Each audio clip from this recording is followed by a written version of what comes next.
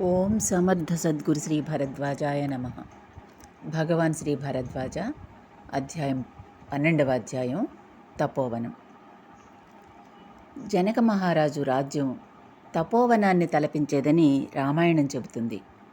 జనకుడు ఒక మహర్షిని, ఆయన గృహం ఋష్యాశ్రమాన్ని పోలి ఉండడానికి, ఆయన రాజ్యం తపోవనాన్ని తలపించడానికి కారణం ఆయన నిరంతర తపోనిష్టాగరిష్ఠుడై ఉండడమే. రాజు అన్న పదం రజోగుణ సమన్వితుడు అన్న అర్థాన్ని సూచిస్తుంది. అయితే రాజు అయి ఉండి సత్వగుణ సంపన్నతతో అనంత వైరాగ్య సంపదతో మహర్షి వలె భాసిస్తూ ఉండే రాజర్షి జనకుడు తామరాకు మీద నీటి బొట్టు వలె అటు సామ్రాజ్యభారాన్ని ఇటు గార్హస్థ ధర్మాలను సమర్థించుకుంటూ కూడా యోగి వలె నిర్లిప్తుడై జీవించాడు. శ్రీ భరద్వాజ మాస్టర్ గారు కూడా గృహస్థాశ్రమ ధర్మాలను తూచా తప్పక పాటిస్తూ నిరంతర ఆత్మనిష్ఠులై జీవితాన్ని గడిపారు. ఆయన ఉద్యోగ ధర్మాలను నిర్వర్తించుకుంటూ గృహస్థులై ఉండి కూడా విరాగి అయి జనులకు జ్ఞానబోధ సలిపే సద్గురువై విరాజిల్లారు. శ్రీ భరద్వాజ మాస్టర్ గారి అవతార ఘట్టంలో వ్యక్తమైన అతి ఆశ్చర్యకరమైన విషయం ఏమిటంటే, ఆనాడు ఈనాడు కూడా ఆయన గృహం ఒక ముని ఆశ్రమంలాగా, ఆయన నివసించే పరిసరాలన్నీ అతి పవిత్రమైన యోగశక్తి పూరితాలై కాంతి కిరణాలు వెదజల్లుతూ తపోవనాన్ని తలపిస్తుంటుంది. ఆయన కుటుంబం మహా తపస్సంపన్నమైన ఋషి కుటుంబాన్ని పోలి ఉంటుంది. ఆ రోజుల్లో అనునిత్యం ఆయనను పరివేష్టించి ఉన్న భక్తజనులకు ఆ మహాత్ముని సన్నిధిలో ప్రగాఢ శాంతి, దివ్యానందం అనుభవమవుతుండేవి. భాషలో వ్యక్తం చేయలేని ఆ దివ్యానుభూతిని ఎవరికి వారు నిరంతరం అనుభవిస్తూ ఉండేవారు. ఆ జగద్రక్షకుని చెంత ప్రతి ఒక్కరూ వారి నిత్య జీవితంలోని అశాంతిని, అలజడులను మరచి తల్లి ఒడిలోని బిడ్డలలాగా ఎంతో నిర్భయాన్ని, నిశ్చింతను అనుభవించేవారు. ఒక్కడే అయిన పరమాత్మ అనేకమౌదునుగా కన్న సంకల్పం చేయడం వలన సృష్టి ఏర్పడిందని వేదాలు చెప్తాయి. సృష్టి నిర్మాణ క్రమంలో కృత, త్రేత, ద్వాపర, కలియుగములు ఏర్పడ్డాయి. అయితే తాను సృజించిన సృష్టి ఎప్పుడూ సంతోషదాయకంగా ఉండాలన్న పరమాత్మ నిర్ణయం మేరకు పిపీలికాది బ్రహ్మపర్యంతం ఆయా జీవులు వాటి నిర్దేశిత కర్మకలాపాలు సాగిస్తుంటాయి. అయితే ఒకే సూర్యుడు వివిధ జలాశయాలలో అనేకుడుగా దృశ్యమానమైనట్లే జడ చేతన పదార్థాలన్నింటిలో ఒకే పరమాత్మ స్థితుడై ఉండిన ఈ జగన్నాటక లీలలో ఆ భగవంతుడు మానవుడికి ప్రత్యేక స్థానమిచ్చాడు. మానవ జన్మ జ్ఞాన సంపన్నమై తత్వజ్ఞాన పరిపూర్ణమై వెలసిల్లే విధంగా సృజింపబడింది. మానవుడు మోక్షసిద్ధి సాధన చేయ సమర్థుడై తిరిగి తన స్వస్వరూపాత్మానంద స్థితిని పొందగలిగే సామర్థ్యాన్ని కలిగి ఉండడం వల్ల శాస్త్రాలలో మానవ జీవన విధానం అత్యుత్తమ రీతిన నిర్దేశించబడింది. భగవంతుని వాక్కులుగా ఋషిజనులకు బోధింపబడి శృతులుగా పేరుగాంచిన 4 వేదములలో పరమాత్మతత్వం, ఆయనను తెలుసుకొనవలసిన విధానం మానవుడికి సూచించబడింది. అత్యంత పవిత్రము, జ్ఞానపూరితము అయిన మానవ జన్మలో మనుష్యుడు తన స్వస్వరూప స్థితిని పొందే క్రమంలో అతడి జీవన విధానం చతురాశ్రమములను, ఆ ఆశ్రమ ధర్మాలను సహేతుకంగా నిర్దేశింపబడి వాటిని పాటించవలసిన తీరుతెన్నులను కూడా బోధించబడడం జరిగింది. ఆ ఆచరణ విధానాలకు సకల శాస్త్రాలు, పురాణేతిహాసాలు, వేదాంగాలు ప్రామాణిక గ్రంథాలుగా మనకు పరమాత్మునిచే ప్రసాదించబడ్డాయి. అయితే చతురాశ్రమాలైన బ్రహ్మచర్య, గృహస్థ, వానప్రస్థ, సన్యాసాశ్రమాలలో గృహస్థాశ్రమం ఎంతో ప్రాధాన్యతను సంతరించుకున్నది. జన్మించిన 8వ ఏట ఉపనయనం అనంతరం గురుకుల వాసారంభంతో ప్రారంభమైన బ్రహ్మచర్యాశ్రమం గురువు పర్యవేక్షణలో, పరిరక్షణలో, శిక్షణలో పరిపూర్ణమై భక్తి, జ్ఞాన, వైరాగ్య సంపన్నమవుతుంది. బ్రహ్మచారి విరాగి అయి సకల సుఖభోగముల పట్ల విరక్తుడై పరమాత్మ పట్ల అనురక్తుడై ఉన్న తరుణంలో అతడు గృహస్థాశ్రమ స్వీకరణకు అర్హుడని భావించిన గురువు అతనికి గృహస్థాశ్రమ స్వీకరణను ఆదేశిస్తాడు. ఇక్కడ మనం గమనించవలసిన ముఖ్య విషయం, విషయసుఖాల పట్ల విరక్తుడైన వాడే వివాహానికి అర్హుడు అన్న సూత్రంలోనే మానవ జన్మ యొక్క విశిష్టత సూచింపబడుతుంది. అహంకార, మమకార, వికారాది అరిషడ్ వర్గాలకు అతీతుడైన బ్రహ్మచారి గృహస్థుడైనప్పుడు నిస్వార్థంగా, నిర్వికారంగా సంసార బాధ్యతలు నిర్వహించగలిగినప్పుడు ధర్మబద్ధమైన గృహస్థ జీవితం నెరపి తదుపరి వానప్రస్థ సన్యాసాశ్రమాలను గడిపి ముక్తుడవుతాడు. అయితే ఇవన్నీ కేవలం మనిషినికి మాత్రమే వర్తిస్తాయి. పరిపూర్ణ దత్తావతారులు, చతురాశ్రమాలకు అతీతమైన స్థితిలో ఉన్న శ్రీ భరద్వాజ భగవానునికి చతుర్విధాశ్రమ నియమ నిబంధనలను పాటించవలసిన ఆవశ్యకత ఏముంటుంది? అయినప్పటికీ కారణజన్ముడైన మహనీయుడు కేవలం సకల జనావళిని ధర్మ మార్గంలో నడిపించేందుకై ఉత్తమ బ్రహ్మచర్య, గృహస్థాశ్రమ విధానాలను స్వయంగా ఆచరించి ఇతరులకు ఆదర్శప్రాయుడై నిలిచారు. గురువు అనుగ్రహంతో అద్భుతమైన ఆధ్యాత్మిక మధురానుభూతుల్ని చవిచూసిన శ్రీ భరద్వాజ గారికి లౌకిక చింతలు లంపటాలుగా అనిపించడంలో ఆశ్చర్యమేముంటుంది? నైష్టిక బ్రహ్మచర్యంలో జీవితం గడపాలని నిశ్చయించుకుని ఒక వంక వృత్తిధర్మం నిర్వర్తించుకుంటూనే మరొక వంక నిరంతర గురుచింతన, తపోనిష్టలో కాలం గడుపుతున్న ఆ ఋషివర్యునికి వివాహంపై దృష్టి లేదు. ఆయన తండ్రి, అన్నగారులు ఆయనను వివాహం చేసుకోమని ఎంతగానో నచ్చచెప్ప ప్రయత్నించి కూడా ఆయనను వివాహానికి సుముఖులుగా చేయలేకపోయారు.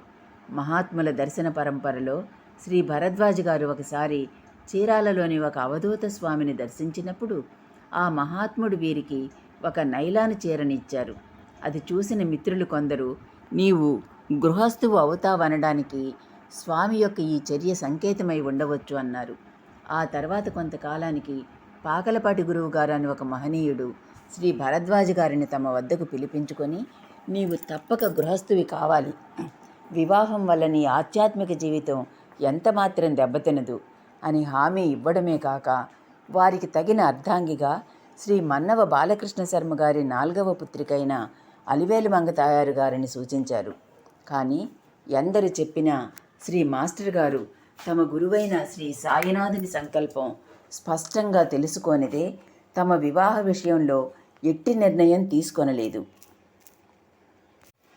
అందువలన ఆయన షిరిడీకి వెళ్ళి మహనీయులు తమను ఆదేశించిన విషయంలో తమ కర్తవ్యాన్ని, శ్రీ సాయి సంకల్పాన్ని తెలియజేయవలసిందిగా ప్రార్థిస్తూ ఒక సప్తాహం సాయి చరిత్ర పారాయణ, ప్రతిరోజు 108 ప్రదక్షిణలు చేశారు. పారాయణ చివరి రోజున అలసట తీర్చుకొనడానికై పక్కనే పార్కులో కూర్చున్న 5 నిమిషాలకు ఒక వ్యక్తి వచ్చి, నా పేరు రాయ్, మాది కలకత్తా, ఆ గదిలోని వ్యక్తి మిమ్మల్ని రమ్మంటున్నారు అని చెప్పి భక్త నివాస్ గది వద్దకు తీసుకెళ్ళాడు. శ్రీ భరద్వాజ గారు అక్కడికి వెళ్ళగా శ్రీ పాకలపాటి గురువు గారిని పోలి ఉన్న ఆ వ్యక్తి భరద్వాజ గారిని చూసి, శ్రీ సాయి తనకు దర్శనమిచ్చి ఒక సమస్య గురించి ప్రదక్షిణలు చేస్తున్న తమ భక్తునికి ఈ సమాధానం చెప్పు అని తనకు ఒక విషయం చెప్పారని చెప్పారు. ఆ వ్యక్తి, నేను అతనెవరో నాకు తెలియదు, కనుక నేను పార్కులోకి వెళ్ళిన 5 నిమిషాలకు ఎవరైతే పార్కులోకి వస్తారో అతడే మీ భక్తునిగా గుర్తించి అతనికి మీ సందేశం వినిపిస్తాను అని సాయితో చెప్పి పార్కుకు వచ్చాను. నేను వచ్చిన 5 నిమిషాలకు నువ్వొచ్చావు. నిన్ను రమ్మని నేనే కబురు పంపాను. ఇంతకీ ఏమిటి నీ సమస్య అన్నారు. అది సాయిబాబాకు నాకు మధ్యన ఉన్న రహస్యం. సాయి మీకేం చెప్పారో తెలపండి, నాకు సరిపోతే నేను స్వీకరిస్తాను అన్నారు భరద్వాజ గారు. ఆయన నవ్వి, నీ వివాహం విషయంలో సాయి నిర్ణయం కోరావట. నీవు వివాహం చేసుకోవాలని శ్రీ సాయి ఆదేశం. వివాహమైన తర్వాత మీ దంపతులిద్దరూ షిరిడీ వచ్చి ఇక్కడ నా సేవలో 1 వారం గడపాలి అన్నారు సాయి అన్నారాయన. తన పేరు పురాందలాయి అని, బొంబాయిలో పాల వ్యాపారం చేస్తుంటానని చెప్పారు. శ్రీ భరద్వాజ గురుదేవులు తమ గురువు ఆదేశించిన ప్రకారం వివాహానికి సుముఖులైనారు. శ్రీ అలివేలు మంగామాత బనగానపల్లిలో తీవ్ర జపధ్యానాదులతో గడుపుతుండగా ఒకరోజు శ్రీ భరద్వాజ గారు తమ వివాహ విషయంలో ఆమెను మహాత్ములు తమకు తగిన వధువుగా సూచించిన విషయాన్ని తెలుపుతూ ఈ విషయంలో ఆమె అభిప్రాయాన్ని కోరారు. తమ జీవితానికి సంబంధించిన అతి ముఖ్యమైన ఈ వివాహ విషయంలో ఆమె ఎటువంటి నిర్ణయమూ స్వయంగా తీసుకొనక పూర్తిగా భగవంతునికే వదిలివేయడం జరిగింది. ఆ తర్వాత ఆమె తాము ఈ విషయమై పూర్తిగా భగవంతునిపై ఆధారపడడానికి గల కారణాన్ని ఈ విధంగా వివరించారు. శ్రీ భరద్వాజ గారిని వివాహం చేసుకోమని ఆదేశించడమే కాక వారికి తగిన వధువుగా తన పేరును సూచించిన మహాత్ములు తమ సందేశాన్ని నాకు కూడా తెలియజేయాలి కదా. వారు నాకు ఏమని సందేశం ఇస్తే ఆ సందేశాన్ని అక్షరాలా పాటించాలి అనుకున్నాను అన్నారామె. ఆ సన్నివేశపు వివరాలు ఆమె స్వయంగా ఇలా చెప్పారు.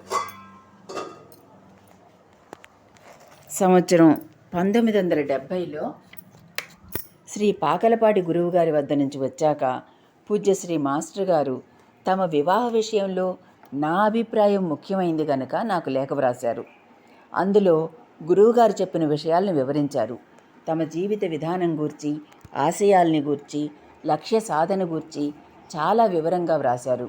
ముఖ్యంగా బాబా వద్ద నుంచి రమ్మని తమకు ఎప్పుడు పిలుపు వస్తే ఆ క్షణాన్నే ఏమీ ఆలోచించకుండా అన్నీ విడిచి వెళ్ళిపోతామని, ఈ విషయంలో ఏమాత్రం సంశయం లేదని వ్రాశారు. తమ విషయాలను, ఆలోచనలను, అభిప్రాయాలను స్పష్టంగా, నిర్మోహమాటంగా, దాపరికం లేకుండా చెప్పడము, ఆచరించడము తమకు అలవాటని, కనుక తాము వ్రాసిన అన్ని విషయాలను బాగా ఆలోచించి, ఇది జీవితంలో అతి ముఖ్యమైన అంశం గనక ఎంత సమయం పట్టినా బాగా ఆలోచించి ఒక నిర్ణయానికి వచ్చి, ఆ నిర్ణయం ఎటువంటిదైనా ఏమాత్రం సంకోచం లేకుండా తమకు తెలియజేయమని, తాము ఏదైనా సరే బాబా సంకల్పంగానే భావిస్తానని వ్రాశారు. ఒకవేళ ఈ వివాహానికి నేను అంగీకరించినట్లయితే ఈ విషయం తాము పెద్దలతో చెప్పే వరకు వేచి ఉండవలసి ఉంటుందని కూడా వ్రాశారు. నేను ఆలోచించాను, కానీ ఏ నిర్ణయానికి రాలేకపోయాను. చివరకు ఆయనకు చెప్పిన వారు నాకు కూడా చెప్పాలి కదా, అలా చెప్పినప్పుడు చూద్దామనుకొని ఆ విషయం బాబాకు వదిలేశాను. ఆ తర్వాత తెల్లవారితే గురువారం అనగా నాకు ఒక స్వప్నం వచ్చింది. నా చిన్నతనంలో మేము గుంటూరులోని కొత్తపేటలో ఉండేవాళ్ళం. అక్కడ గుంట గ్రౌండ్ వద్ద ఒక ప్రసిద్ధమైన ఆంజనేయ స్వామి దేవాలయం ఉన్నది. ఆ ఆలయానికి తరచూ వెళ్ళడం మాకు అలవాటు. ఆ రోజు స్వప్నంలో నేను 3-4 కలిసి ఆ ఆలయానికి వెళ్ళాను. అక్కడ ఆలయ ప్రాంగణంలో ఒక పక్కగా ఒక ప్రదేశంలో ఒక ఆయన కూర్చొని ఉన్నారు. వయసు 40-50 సంవత్సరాల మధ్య ఉండవచ్చు. చింపిరి తల, మాసిన గడ్డం, చాలా మురికిగా చినిగిపోయిన గుడ్డలు కట్టుకుని ఉన్నారు. నడుముకు పైన ఎలాంటి ఆచ్ఛాదన లేదు. మనిషి కూడా చాలా మురికిగా ఉన్నారు. చూడడానికి పిచ్చివాడిలా, బిచ్చగాడిలా ఉన్నారు. కానీ ఎవరిని భిక్షం అడగడం లేదు. నేను ఆయనను చూసి తోటివారితో అన్నాను, ఆయన అవధూతలాగా ఉన్నారు కదూ. దత్తాత్రేయ స్వామి ఇలాగే పిచ్చివానిలాగా కూడా సంచరిస్తూ ఉంటారట. అయితే ఈయన పిచ్చివాడు కూడా అయి ఉండవచ్చు అని. తర్వాత ఆలయం చుట్టూ ప్రదక్షిణలు చేస్తూ ఆయనను ఒక కంట గమనిస్తూనే ఉన్నాను. ప్రదక్షిణలు పూర్తి చేసుకుని స్వామికి నమస్కరించి ఆయన వైపు మరొక్కసారి చూశాను. ఆయన నన్ను రమ్మన్నట్లు చేతితో సైగ చేశారు. నేను ఆయన చెంతకు వెళ్ళగానే ఆయన, మీ వివాహం నేను గదా జరిపించేది, నీకెందుకు సంశయం అన్నారు. నాకు చాలా ఆశ్చర్యం వేసింది. ఆ క్షణంలోనే ఆయన దత్తస్వామియే అన్న విశ్వాసం కలిగింది. వెంటనే ఆయనకు నమస్కరించాను. ఆయన తమ 2 చేతులు పైకెత్తి చిరునవ్వుతో ఆశీర్వదిస్తున్నారు. వెంటనే మెలకువ వచ్చింది. అంతటితో నా సందేహం పూర్తిగా తీరిపోయింది. ఇది భగవంతుని సంకల్పమే అని స్పష్టమైంది. తర్వాత నా అంగీకారాన్ని లేఖ ద్వారా తెలియజేశాను. ఆ తర్వాత 1975 జనవరి 1న నాకు ఒక స్వప్నం వచ్చింది. అప్పుడు మేము కర్నూలు జిల్లా బనగానపల్లెలో ఉంటున్నాం. ఆ ఊరిలో ఒక ఆంజనేయ స్వామి ఆలయం ఉంది. స్వప్నంలో నేను ఆ ఆలయానికి వెళ్ళాను. అక్కడ ఒక చోట తెల్లని కఫ్ని, తలకు తెల్లని గుడ్డ కట్టుకొని సాయిబాబా ఒక కుర్చీలో కూర్చొని ఉన్నారు. ఆలయంలో ప్రదక్షిణలు చేస్తున్న నా దృష్టి ఆయనపై పడగానే అప్పటికే నన్ను చూస్తున్న ఆయన తమ చేతితో సైగ చేస్తూ, తాయి ఇటు రామ్మా అని పిలిచారు. ఆ పిలుపుతో నాకు చాలా ఆశ్చర్యం, ఆనందం కలిగింది. కారణం, తాయి అని చిన్నప్పుడు మా అమ్మ ముద్దుగా నన్ను పిలుస్తుండేది. నేను అమ్మ పిలుస్తున్నట్లు పిలుస్తున్నారే బాబా అనుకుంటూ బాబా దగ్గరికి వెళ్ళి ఆయన పాదాలకు నమస్కరించాను. ఆయన నన్ను తమ దగ్గరకు తీసుకున్నారు. నేను ఆయన చెంత కింద కూర్చుని కుర్చీలో కూర్చున్న ఆయన తొడపైన నా తల పెట్టి ఆనందంతో కళ్ళు మూసుకున్నాను. ఆయన తమ చేతులతో నా తల నిమురుతున్నారు. ఇంతలో స్వప్నం ముగిసింది.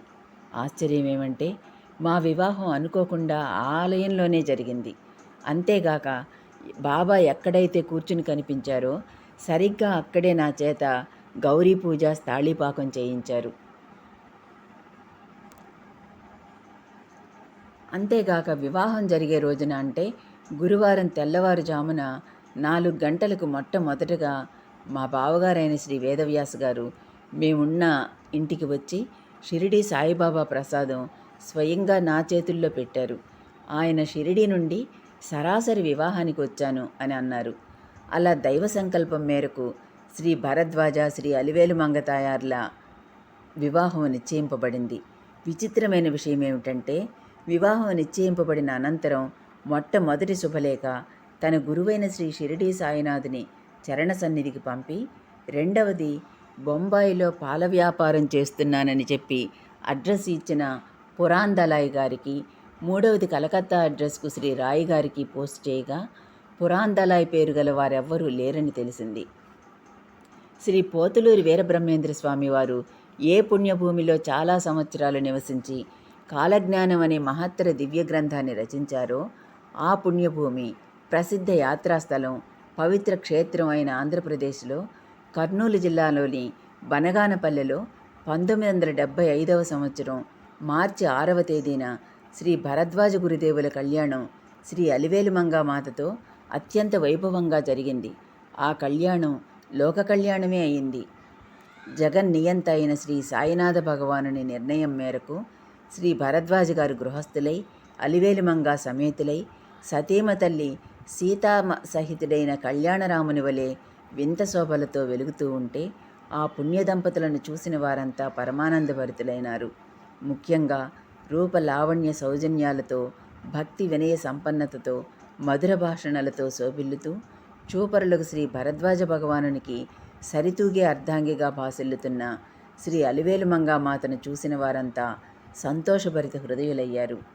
ఈ విధంగా 1963వ సంవత్సరంలో తమ గురువైన షిరిడీ సాయినాథుని అనుగ్రహం పొంది 12 సంవత్సరాలు అఖండ బ్రహ్మచర్య దీక్షతో అనుక్షణం గురుసేవతో తరించి, తదుపరి గురువు ఆదేశంతో శ్రీ భరద్వాజ గురుదేవులు గృహస్థాశ్రమం స్వీకరించారు. విద్యానగర్ సత్సంగాలలో పాల్గొనే భక్తులకు, విద్యార్థులకు శ్రీ భరద్వాజ గారితో ఏర్పడిన అనుబంధం అసామాన్యం. కన్నవారి కంటే మిన్నగా తమ శ్రేయస్సును ఆకాంక్షించే ఆయన విద్యార్థుల దృష్టిలో కేవలం ఒక గురువు మాత్రమే కాదు, ఒక మిత్రునిలా, ఒక శ్రేయోభిలాషిలా, ఒక తండ్రిలా, ఒక దైవంలా ఎంతో ఉన్నత స్థానాన్ని సంపాదించుకున్నారు. అందువలన విద్యార్థులందరూ ఆయన వివాహం చేసుకున్న తర్వాత కూడా మనందరితో ఇంత సమయం గడపగలరా అని ఆందోళన చెందారు. అయితే వివాహం తర్వాత కూడా ఆయన విధానంలో మార్పు లేదు. ఒకవైపు కుటుంబ బాధ్యతలను నిర్వహించుకుంటున్నప్పటికీ మరొక వైపు మునుపటి వలనే సత్సంగాలు, వచ్చిన వారితో గంటల తరబడి ఆధ్యాత్మిక చర్చలు నిరాటంకంగానే సాగిపోతుండేవి. అలివేలు మంగమ్మ గారు కూడా తన భర్త ఆదేశం మేరకు నిరంతర ఆధ్యాత్మిక చింతనలో గడుపుతూ ఆయనని ఎంతో భక్తి శ్రద్ధలతో సేవించుకుంటూ ఉండేవారు. ప్రతిరోజు జరిగే సత్సంగ భజన కార్యక్రమాలలో ఆమె విధిగా పాల్గొనేవారు.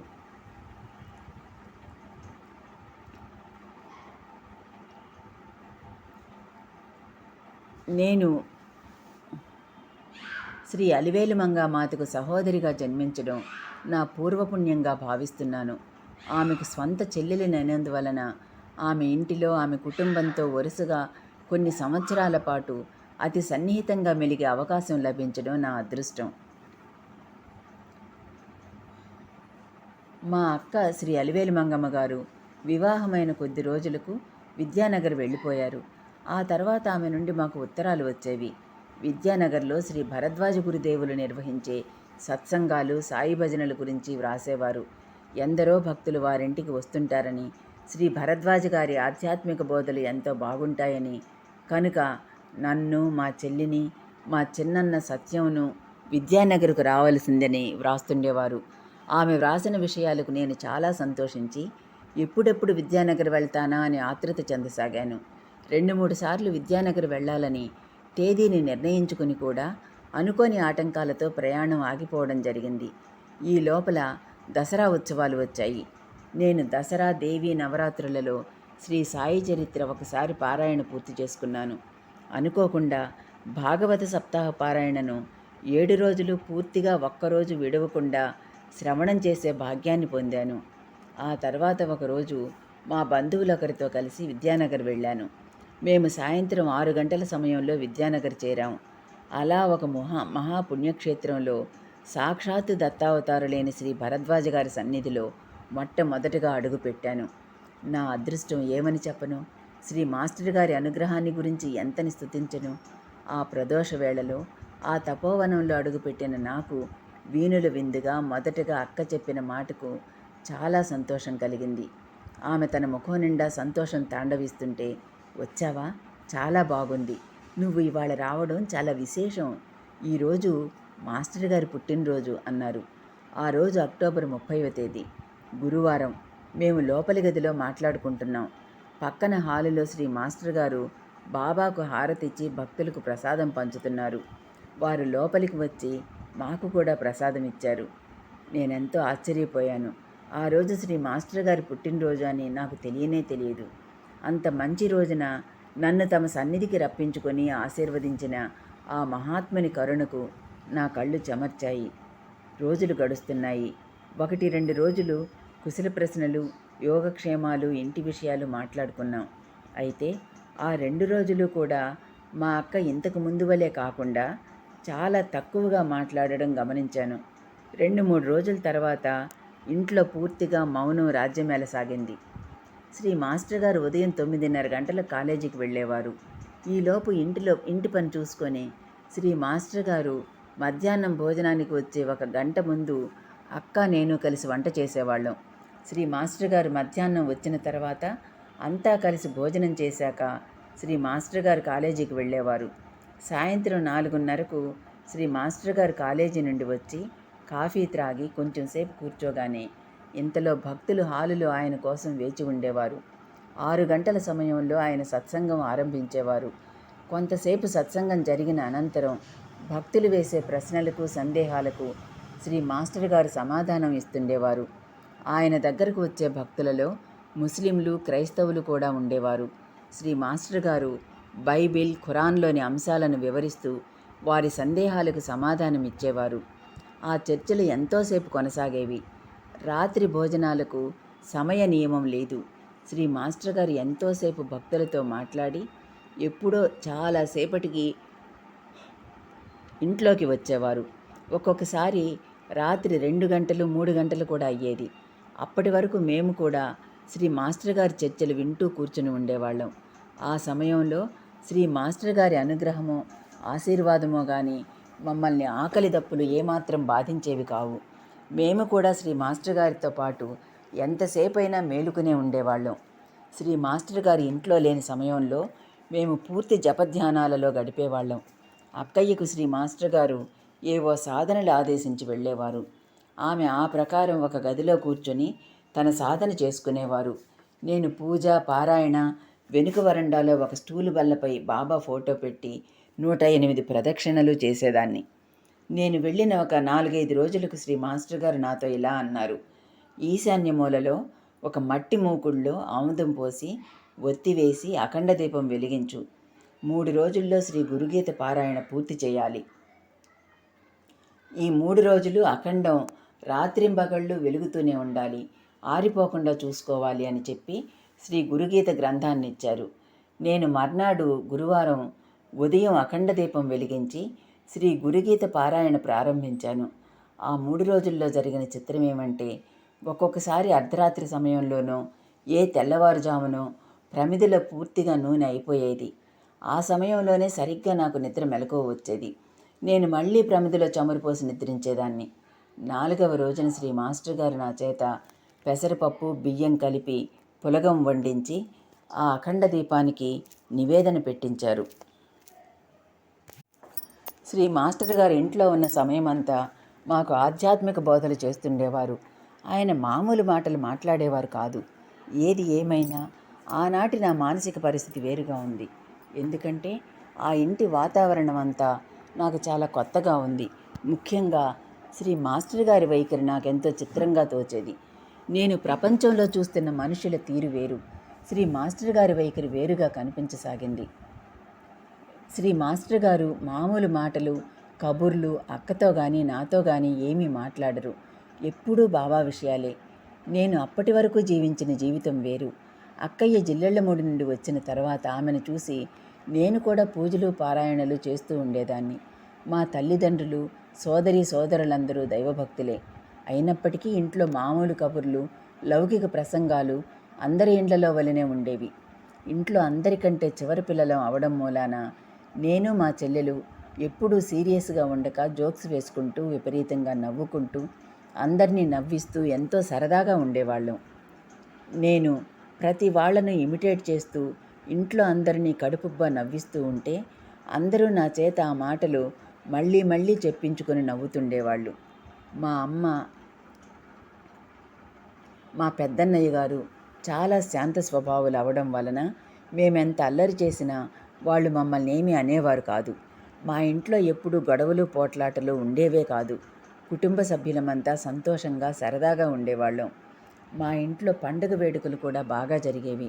ముఖ్యంగా సంక్రాంతి మాసంలో ముంగిట రంగురంగుల ముగ్గులు వేయడం, జనవరి 1వ తేదీ అర్ధరాత్రి దేవుళ్లను బాగా అలంకరించి దీపాలు వెలిగించి పూజ చేసి టీ బిస్కెట్స్ నివేదన ఇవ్వడం చేసేవాళ్ళం. డిసెంబర్ 25వ తేదీ క్రిస్మస్ నాడు రంగు కాగితాలు, బెలూన్లు, దీపతోరణాలతో హ్యాపీ క్రిస్మస్ అనే బ్యానర్లతో అలంకరించేవాళ్ళం. పండుగలు, పబ్బాలు, ఇంటికి వచ్చిపోయే బంధువులతో ఎప్పుడూ మా ఇల్లు ఎంతో సందడిగా ఉండేది. అందువల్ల నేను అప్పటి వరకు ఎంతో సందడిగా ఉన్న ఇంట్లోంచి ఒక్కసారి ఈ నిశ్శబ్ద వాతావరణంలోకి రావడంతో నాకు చాలా డల్గా అనిపించేది. శ్రీ మాస్టర్ గారు ఇంట్లో లేని సమయంలో ఇంటిలో పూర్తిగా నిశ్శబ్దం. నాకు కూడా మాట్లాడాలనిపించేది కాదు. శ్రీ మాస్టర్ గారు వచ్చే వరకు సూది వేస్తే వినబడేంత నిశ్శబ్దం తాండవించేది. రోజులు గడుస్తున్నాయి. మాస్టర్ గారి వైఖరి మామూలే. రాను రాను నాకు శ్రీ మాస్టర్ గారు వింతగా కనిపించసాగారు. ఏమిటి మనిషి ఇలా ఉంటారేంటి? ఎప్పుడు దేవుడి ధ్యాసేనా? అక్కయ్యకు వివాహమై కొత్త జీవితంలోకి అడుగుపెట్టింది కదా. ఇంట్లో వస్తువులు, సామాగ్రి కొనుక్కోవాలనే లేదు. సంతోషంగా కబుర్లు చెప్పుకోవడం లేదు. సరదాగా ఎక్కడికైనా బయటకు వెళ్ళడం లేదు. మంచి బట్టలు, అలంకరణ ధ్యాస లేదు. ఈయనకు లేకపోగా అక్కకు కూడా ఇవన్నీ లేకుండా చేస్తున్నారే. కొత్తగా వివాహమైన అమ్మాయిలంతా ఎంతో ఉల్లాసంగా మంచి చీరలు, నగలు ధరించి ఉత్సాహంగా తిరుగుతుంటారు. ఇదేంటి? ఎప్పుడూ కాలేజీ లేకుంటే హాల్లో దేవుడి ఫోటోల ముందు ఆ దేవుడి పుస్తకాలు చుట్టూ వేసుకొని ఆ చాపపై కూర్చొని గంటల తరబడి మనుషులతో మాట్లాడడం. కనీసం అక్కయ్యతో ఇంటికి వచ్చిన తర్వాతైనా మాట్లాడుతూ గడపవచ్చు కదా. ఆమెకు ఎలా ఉంటుంది? దిగులు వెయ్యదు? ఏమిటి ఇల్లు? ఏంటి మనిషి? ఇలాంటి ఆలోచనలతో నా మనసు నిండిపోయింది. నాకు మా అక్కయ్యపై ఎంతో దిగులు వేయసాగింది. ఆ తర్వాత అక్కపైనే కాదు, శ్రీ మాస్టర్ గారిపై కూడా ఎంతో జాలేసేది. ఆయన నాకు ఎంతో దీనంగా కనిపించసాగారు. చాలా అమాయకుడిలాగా కూడా కనిపించారు. అయ్యో పాపం, ఈయనకు సంతోషంగా జీవించడం కూడా చేతకాదే అన్న భావన కూడా కలిగింది. ఇవన్నీ ఇలా ఉండగా కాలం గడిచే కొద్దీ ఆ నిశ్శబ్ద వాతావరణం నాకు భీతి కొలుపసాగింది. విచిత్రమేమంటే నాకు వారింట్లో కలుగుతున్న అసంతృప్తి, నా భావాలు ఎలా ఉన్నప్పటికీ నాకు మా ఇంటికి తిరిగి వెళ్ళిపోవాలనిపించలేదు. అక్కడ ఉండాలంటే విసుగ్గా కూడా అనిపించలేదు. నాలో మెదిలే నిరాశాపూరితాలు, నిరుత్సాహభరితాలు అయిన ఆలోచనలతో కలత చెందిన నా మనస్సు పొరల వెనుక ఎక్కడో దూరంగా ఎంతో నెమ్మదిగా ఆ నిశ్శబ్దాన్ని చీల్చుకుంటూ ఎవరో ఆలపిస్తున్నట్లుగా వినిపించే ఏవో మధుర స్వరాలు నేపథ్య సంగీతంలాగా నిరంతరం నా మనసును అంతర్ముఖం చేస్తుంటే నాకేదో తెలియని ఆనందానుభూతులు కలుగసాగాయి. వేటగాని గానానికి ఆకర్షింపబడిన లేడికొనవలే ఆ తపోవనంలో నాకు తెలియని శాంతి అనుభవం అవసాగింది. అయినా ఒకరోజు నేను మా అక్కతోనూ శ్రీ మాస్టర్ గారితోనూ అన్నాను, నాకు ఈ నిశ్శబ్ద వాతావరణం ఎంతో భయంగా ఉంది, నా మనస్సేమీ బాగుండడం లేదు అని. వాళ్ళిద్దరూ నవ్వుతూ ఎంతో ప్రేమతో నా వైపు చూశారు. మాస్టర్ గారు, అలాగా? భయం ఎందుకు? ఏమీ భయం లేదు, బాబాను తలుచుకుంటూ ఉండు అన్నారు. మా అక్క సందడిగా ఉండే ఇంటి నుండి వచ్చింది కదా, అందుకని దానికి అలా కొత్తగా భయంగా ఉంది అన్నారు. ఆ మర్నాడు ఉదయం శ్రీ మాస్టర్ గారు కాలేజీకి వెళ్ళబోతూ నా నొసటన బొటన వ్రేలితో ఊది పెడుతూ కొద్ది క్షణాలు ఆ వేలును అలాగే నొక్కిపెట్టి ఉంచారు. ఆ తర్వాత నవ్వుతూ ఏం భయం లేదు అని చెప్పి కాలేజీకి వెళ్ళిపోయారు. ఆ తర్వాత చిత్రంగా నా మనసు నెమ్మదిగా ఆ నిశ్శబ్ద ప్రశాంత వాతావరణానికి అలవాటు పడనారంభించింది. ఆ తర్వాత కొన్ని రోజులకు, అంటే నవంబర్ నెలలో మా సత్యం అన్నయ్య విద్యానగర్ వచ్చాడు. వాడు వచ్చిన 1-2 రోజులకు ఒక గురువారం నాడు శ్రీ మాస్టర్ గారు ప్రాతః సమయంలో చరిత్ర పారాయణలు ప్రారంభించారు. శ్రీ గురుచరిత్ర, శ్రీ దత్తచరిత్ర, శ్రీ అక్కలకోట స్వామి చరిత్ర, శ్రీ మాణిక్యప్రభు చరిత్ర, శ్రీ సాయిబాబా చరిత్ర పారాయణలు చేద్దాం అని మాతో చెప్పారు. అప్పటికి శ్రీ గురుచరిత్ర, శ్రీ అక్కలకోట స్వామి చరిత్ర వ్రాతప్రతులు మాత్రమే మాస్టర్ గారి వద్ద ఉన్నాయి. ప్రతిరోజు స్నానానంతరం శ్రీ మాస్టర్ గారు కాలేజీకి వెళ్ళేలోగా నేను, మా అక్క, సత్యం అన్న, శ్రీ మాస్టర్ గారు లోపలి గదిలో బాబాకు దీపారాధన చేసిన తర్వాత శ్రీ మాస్టర్ గారు స్వయంగా చరిత్రలు చదవడం ప్రారంభించారు. ఆ తర్వాత ఎవరికి చదవాలనిపిస్తే వాళ్ళం చదివి వినిపించేవాళ్ళం. సాయంత్రం శ్రీ మాస్టర్ గారు కాలేజీ నుండి వచ్చాక మళ్ళీ కొంతసేపు పారాయణ కొనసాగించేవాళ్ళం. అలా ఆ చరిత్రలన్నీ పారాయణ చేశాం.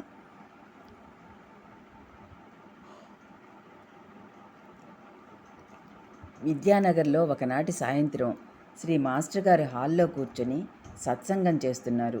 శ్రీ మాస్టర్ గారు తాము వ్రాయదలిచిన శ్రీ సాయిలీలామృతం గ్రంథంలో అప్పటికింకా ప్రింటు కాని చేతివ్రాత పేపర్స్లో సకల సాధుస్వరూపుడు శ్రీ సాయి అన్న అధ్యాయం చదువుతున్నారు.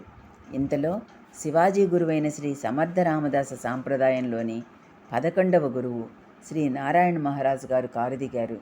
శ్రీ మాస్టర్ గారు వారిని చూసి పరమానందభరితులై ఆసనం నుండి లేచి గబగబా కారు వద్దకు వెళ్ళి వారికి నమస్కరించి ఎంతో వినమ్రతతో వారిని లోనికి ఆహ్వానించారు.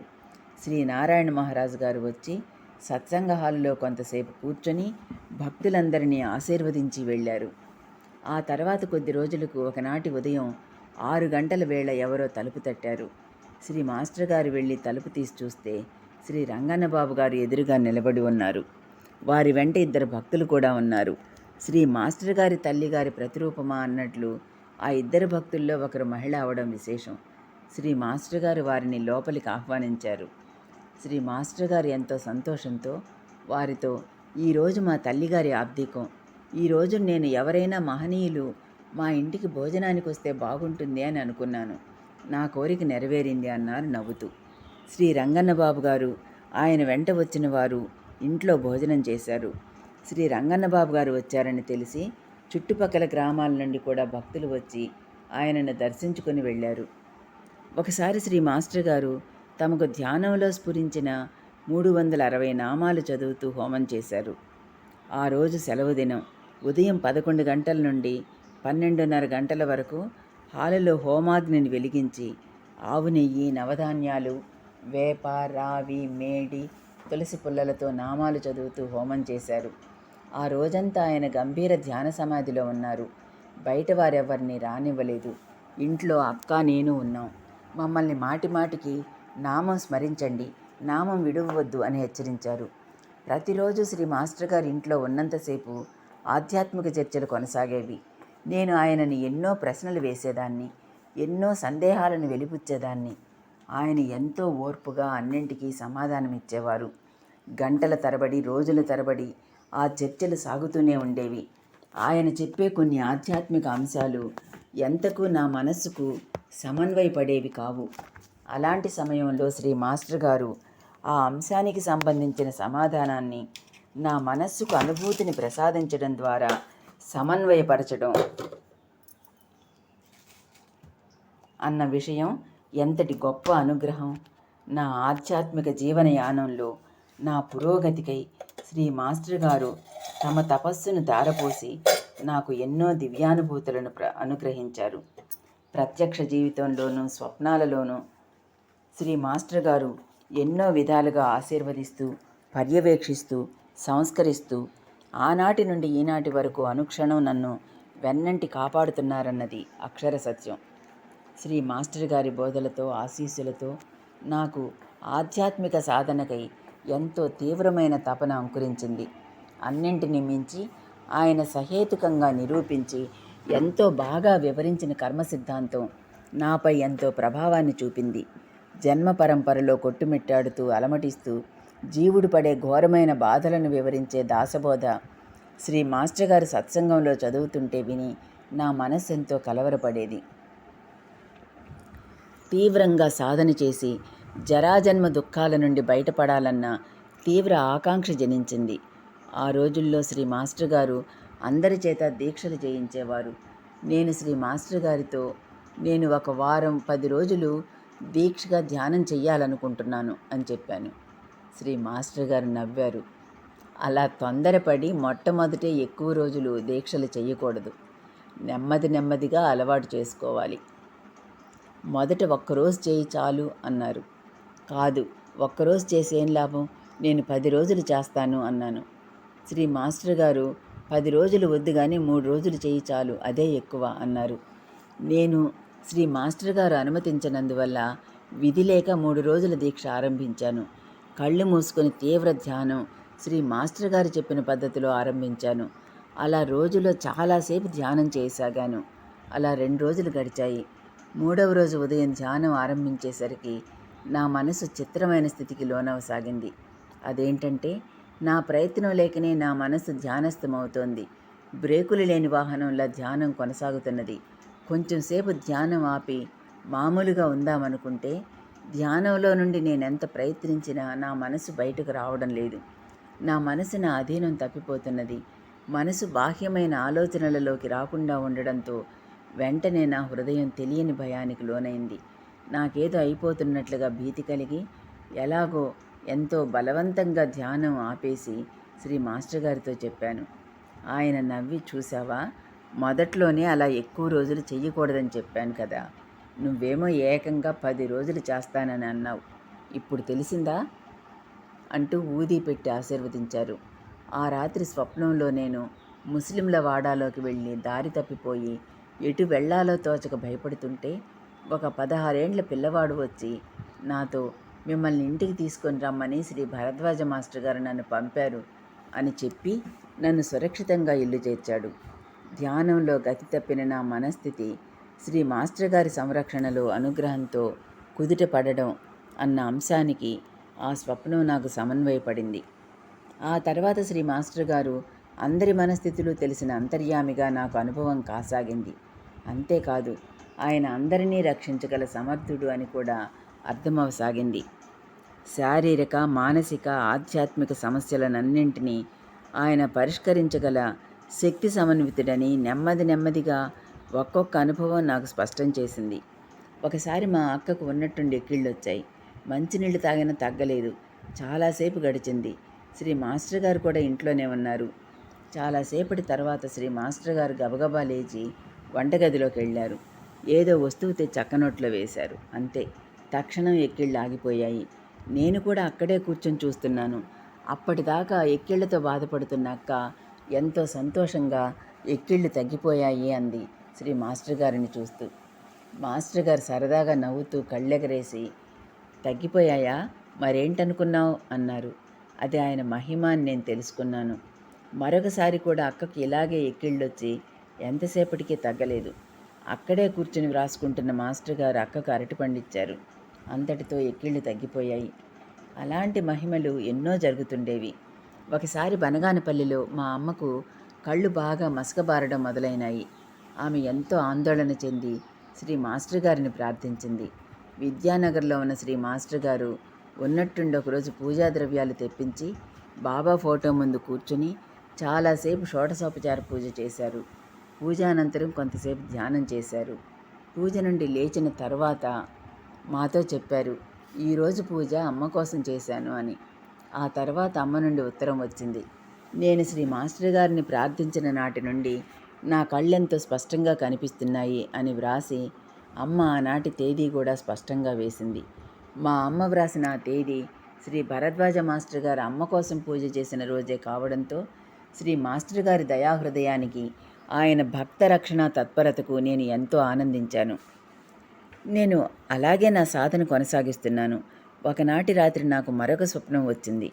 స్వప్నంలో నేను ఒక అతిపెద్ద మైదానంలో మధ్యలో నిలబడి ఉన్నాను. పైన వినీలాకాశం, కింద భూమి తప్ప ఏమీ లేదు. నాకు సూటిగా ఎదురుగా చాలా దూరం నుండి నాకేవో ధ్వనులు వినిపిస్తున్నాయి. కేకలు, అరుపులు, కొట్లాట ధ్వనులు, ఒకరిపై ఒకరు పెద్దగా అరుచుకుంటున్న కీచులాటల ధ్వనులు గోలగోలగా వినిపిస్తున్నాయి. అది ప్రపంచమట. ప్రపంచంలోని మనుషులంతా ఆ విధంగా ఎంతో అశాంతితో కీచులాడుకుంటూ కొట్లాడుకుంటూ ఉన్నారట. అయితే నేను ఆ ప్రపంచం వైపే తిరిగి నిలబడి ఉన్నప్పటికీ ప్రపంచం నాకు కంటికి కనిపించినంత దూరంలో ఉన్నది.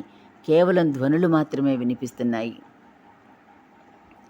నేను ఆ గోల వింటూ, అయ్యో వీళ్ళంతా ఎందుకింత అశాంతిగా ఉన్నారు, ఎందుకింత పెద్దగా గొడవలు పడుతున్నారు అనుకుంటూ ఆ అరుపులు భరించలేక తీవ్రంగా బాధపడుతున్నాను. ఇంతలో ఒక వ్యక్తి నా ఎడమవైపుకు వచ్చి నిలబడ్డాడు.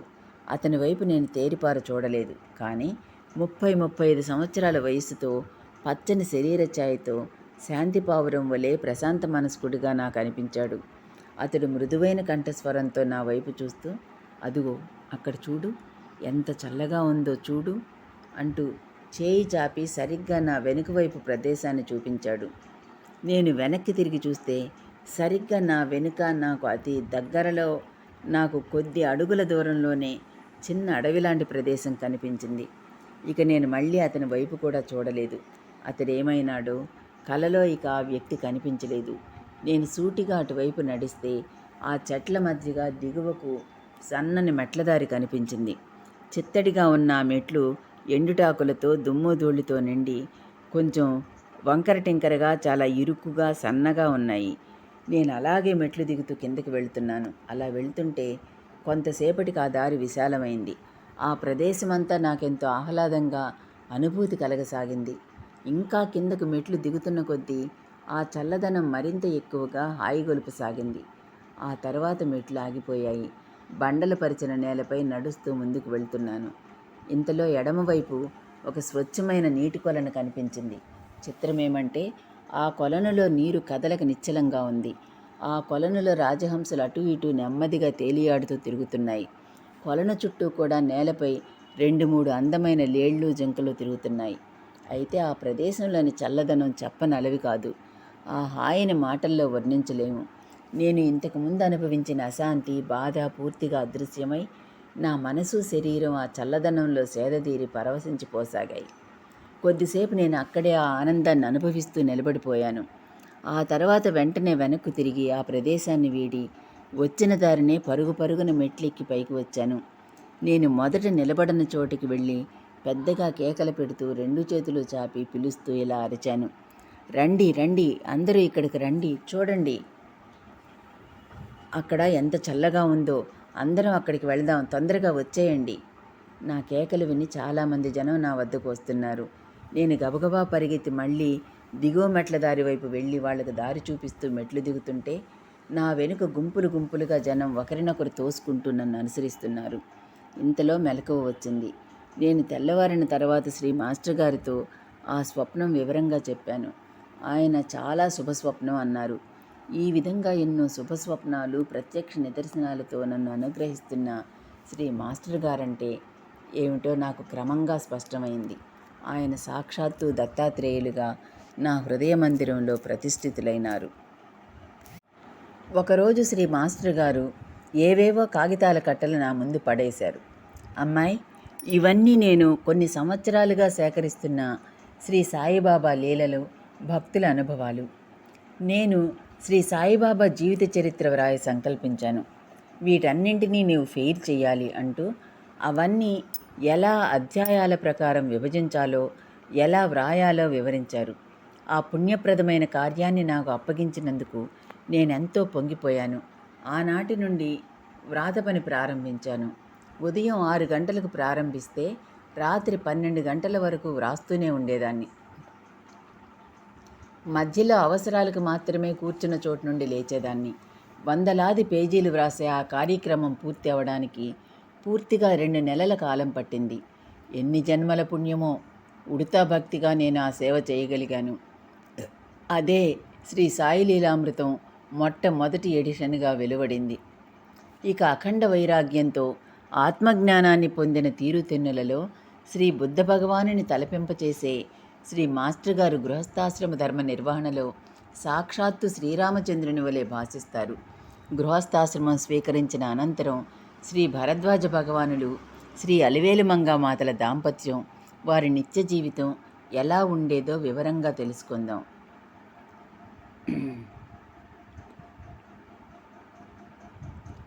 దివ్యజనని అలివేలు మంగతాయారు గారి సద్గుణ సంపన్నతను గురించి కొంత తెలుసుకొని ఉన్నాం. ఆమె హృదయం శ్రీ భరద్వాజ గురుదేవుని వలనే నిరంతరం భగవచ్చింతనలోనే లగ్నమై ఉండడం చూస్తాం. ఆమెలోని ఎంతో విశిష్టమైన గుణం ఏంటంటే, ఆమె తమ స్వచ్ఛమైన హృదయం వలనే తమ గృహాన్ని కూడా ఎంతో పవిత్రంగా పరిశుభ్రంగా ఉంచుతారు. గృహంలో ఏ మూల కూడా మాలిన్యాన్ని అపరిశుభ్రతను ఆమె సహించరు. ఉత్తమ గృహిణికి ఉండే శుభలక్షణాలతో శోభిల్లే ఆమె మూర్తీభవించిన పరాశక్తి వలె భాసిస్తుంటారు. ఆమె సూర్యోదయాత్పూర్వమే భగవచ్చింతనతో నిద్ర మేల్కొని ఇంటిని శుభ్రపరిచేవారు. ఆ తర్వాత ఆమె చేసే మొట్టమొదటి పని శ్రీ మాస్టర్ గారికి ఇష్టమైన బ్రూ కాఫీ ఎంతో రుచిగా తయారు చేసి ఇవ్వడం. ఆ ప్రభాత సమయంలో శ్రీ మాస్టర్ గారు ఆమె శ్రీ సాయినాథుని సన్నిధిలో కొంతసేపు నిశ్చల చిత్తంతో జపధ్యానాదులు చేసేవారు. ఆ తర్వాత ఆమె ఇంటి పనులు చూసుకునేవారు. సుమారు 9 గంటల సమయంలో అమ్మగారు తయారు చేసిన పలహారం స్వీకరించి శ్రీ మాస్టర్ గారి కళాశాలకు వెళ్ళేవారు. వివాహమైన మొదట్లో శ్రీ మాస్టర్ గారు అమ్మగారితో ఇంటి పనులు తగ్గించుకొని నిరంతర ధ్యాన జపాలతో గడపవలసిందని, ముందు ముందు సంసార బాధ్యతలు పెరుగుతాయి గనుక వాటిని సక్రమంగా నిర్వర్తించుకొనవలసిన ధర్మం ఉంటుంది కనుక ప్రస్తుత సమయమంతా ఆధ్యాత్మిక సాధనలో వినియోగపరచవలసిందిగా ఆదేశించడం వలన ఆమె రోజులో అతి తక్కువ సమయం మాత్రమే ఇంటి పనులకు కేటాయించనారంభించారు. ఆ రోజుల్లో శ్రీ మాస్టర్ గారి ఆదేశంపై అమ్మగారు ఎన్నో కఠిన సాధనలను చేశారు. ఎన్నో ఆహార నియమాలను పాటించారు. స్నానపానాదులను వర్జించి స్వల్ప ఆహారంతోనూ మితభాషణతోనూ సాధనలో గడిపారు. పారాయణలు దీక్షలు చేశారు. అమ్మగారు అతి ముఖ్యమైన ఇంటి పనులు మాత్రమే నిర్వర్తిస్తూ రోజుల తరబడి సాధనలో నిమగ్నమై ఉండేవారు. ఆమె కొన్ని రకాల సాధనల ఆరంభంలో ధరించిన చీరను ఆ సాధన పూర్తయ్యేంత వరకు మార్చేవారు కాదు. ఒక్కొక్కసారి అలా 1 వారం 10 రోజుల వరకు కూడా స్నానం తల దువ్వుకొనడం కూడా చేయక నిశ్చల సాధనలో నిమగ్నులయ్యేవారు. ఆ సమయంలో ఆమె దాదాపు మౌన దీక్షలో ఉండేవారు. ఆమె అన్ని రోజులు దుస్తులు మార్చుకున్నా ఆ దుస్తులు ఎక్కువగా మాసిపోయి మురికిగా తయారవ్వకపోవడం, ఏమాత్రం దుర్గంధంగా ఉండకపోవడం విశేషం. జిల్లెళ్లమూడిలో ఉండగానే శ్రీ అమ్మగారు అనారోగ్యం పాలైనారు. అప్పటి నుండి ఆమె ఆరోగ్య పరిస్థితి నానాటికి దిగజారిపోనారంభించింది. వివాహమైన తర్వాత ఆమెకు గొంతు వద్ద కుడి చేతిపైన గడ్డలు లేచి చాలా బాధ పెట్టాయి. అయితే ఎంత బాధలోనైనా చెలించని ఆమె ఆత్మస్థైర్యం, చెరగని ఆ చిరునవ్వు అందరినీ ఆశ్చర్యపరిచేది. శరీర బాధలను పైకి వ్యక్తం చేయక ఇంటి పనులన్నీ యథావిధిగా ఆమె స్వయంగా చేసుకునేవారు. అయితే శ్రీ మాస్టర్ గారు ఆమెను సాధనకు ఎక్కువ సమయం కేటాయించమని ఆదేశించడంతో ఆమె గృహకృత్యాలను పరిమితం చేసుకున్నారు. తీరిక వేళల్లో నేను ఆమె కలిసి పెరట్లో చెట్ల పాదులు తీసి మెంతికూర, కొత్తిమీర, పొట్ల, దొండ, టొమాటో, పచ్చిమిరప వంటి కూరగాయల విత్తనాలు చల్లి రోజూ నీళ్లు పోసేవాళ్ళం. కొద్ది రోజులకు అవన్నీ మొలకెత్తి పెరిగి కాయలు కాస్తుంటే శ్రీ మాస్టర్ గారు చూసి నవ్వుతూ, మీ గార్డెనింగ్ డ్యూటీ చాలా బాగుంది అనేవారు. శ్రీ మాస్టర్ గారికి కొత్తిమీర కారం అంటే చాలా ఇష్టం. పెరట్లో కొత్తిమీర కోసి పచ్చడి చేస్తే చాలా ఇష్టంగా తినేవారు. సకల విద్యా పారంగతులైన శ్రీ మాస్టర్ గారు పాకశాస్త్ర ప్రవీణులు కూడా అవడం వలన శ్రద్ధగా పదార్థాల సరియైన మేళవింపుతో వంట చేయమని చెప్పేవారు. బాబాకు నివేదిస్తున్నామనే భావనతో శ్రద్ధగా వంట చేయాలి, ఏదీ వృధాపరచరాదు అని చెప్పేవారు. ఒకసారి ఆయన ఇలా చెప్పారు, ఒక ఊరిలో ఒక బౌద్ధ గురువు వద్ద కొందరు శిష్యులుంటారు. రోజు వలె ఒకరోజు శిష్యులు భిక్షాటనానికి వెళ్ళి వస్తారు. తెచ్చిన భిక్షను గురువు ఎదుట పాత్రలలో పోసి సమర్పిస్తారు. ఆ సమయంలో 2 బియ్యపు గింజలు నేలపై పడ్డాయి. వాటిని శిష్యులు గమనించలేదు. గురువు కోపంగా ధాన్యాన్ని అలా వెదజల్లుతూ వచ్చిన కారణమేంటి అని గద్దించి ప్రశ్నిస్తాడు. శిష్యులంతా నివ్వెరపోతారు. వారు ఎంతో భక్తి శ్రద్ధలతో భిక్షించి తెచ్చిన పదార్థాలన్నింటినీ గురువుకు శ్రద్ధతో సమర్పించుకోవడం జరిగింది. మేము ధాన్యాన్ని వెదజల్లుతూ రావడమేమిటి అనుకుంటూ సందిగ్ధంగా ఒకరి ముఖాలొకరు చూసుకున్నారు. అప్పుడు గురువు తన ఎదుట నేలపై పడిన 2 బియ్యపు గింజలను చూపించి, ఈ గింజలు క్రింద పడవలసిన అవసరం ఏమిటి? ఒక బియ్యపు గింజ తయారవ్వాలంటే ఎన్నో ప్రకృతి శక్తులు కృషి చేయాలి. అటువంటి గింజలు కొన్ని కలిసి మనకు ప్రాణాధారమై మనకు జీవితాన్ని ప్రసాదిస్తున్నాయి. మనం ఎంత సమర్థులమైనా మన తెలివిని ఉపయోగించి ఒకే ఒక్క బియ్యపు గింజను కూడా ప్రకృతి సహకారం లేనిదే సృష్టించలేం. అటువంటి భగవంతుని సృష్టికి ప్రతిరూపాలు, ప్రాణాధారాలు అయిన ఈ 2 బియ్యపు గింజలు మీ దృష్టిలో ఇంత హీనమైనవిగా కనిపిస్తున్నాయా? చేసే ప్రతి ఒక్క పని, వేసే ప్రతి ఒక్క అడుగు పరిపూర్ణమైన శ్రద్ధతో చేయగలవాడు మాత్రమే ఆధ్యాత్మిక సాధనకు అర్హుడు. అలా లేనివారు సాధనకు పనికిరారు అంటాడు ఆ గురువు. శ్రీ మాస్టర్ గారు ఈ కథ చెప్పి ఏ పనిలోనూ నిర్లక్ష్యం పనికిరాదు అని బోధించారు. ఒకసారి దోసకాయ పచ్చి ముక్కల పచ్చడి ముక్కలు నలిగిపోకుండా దోసకాయ పచ్చి ముక్కల పచ్చడి ముక్కలు నలిగిపోకుండా రోటిలో ఎలా జాగ్రత్తగా నూరాలో చెబుతూ తాము స్వయంగా నూరి చూపించారు. ప్రతి పని పట్ల ఆయనకు గల అంకితభావం నన్ను ఆశ్చర్యపరిచింది. మహాత్ములకు జిహ్వజాపల్యం ఉండదు. వారు రుచుల గురించి పెద్దగా పట్టించుకోరు. అయినప్పటికీ వారు కొన్ని పదార్థాలు చాలా రుచిగా ఉన్నాయనడం, కొన్నిటిని ప్రీతిగా స్వీకరించడం ఉంటుంది. అలాగే మాస్టర్ గారు కూడా. ఆయనకు ఏ పదార్థమైనా ఒకటే. అయినప్పటికీ కొన్నింటిని ఇష్టంగా స్వీకరించేవారు. గుత్తి వంకాయ కూర, గోంగూర, సొరకాయతో చేసిన పులుసు కూర ఇష్టపడేవారు.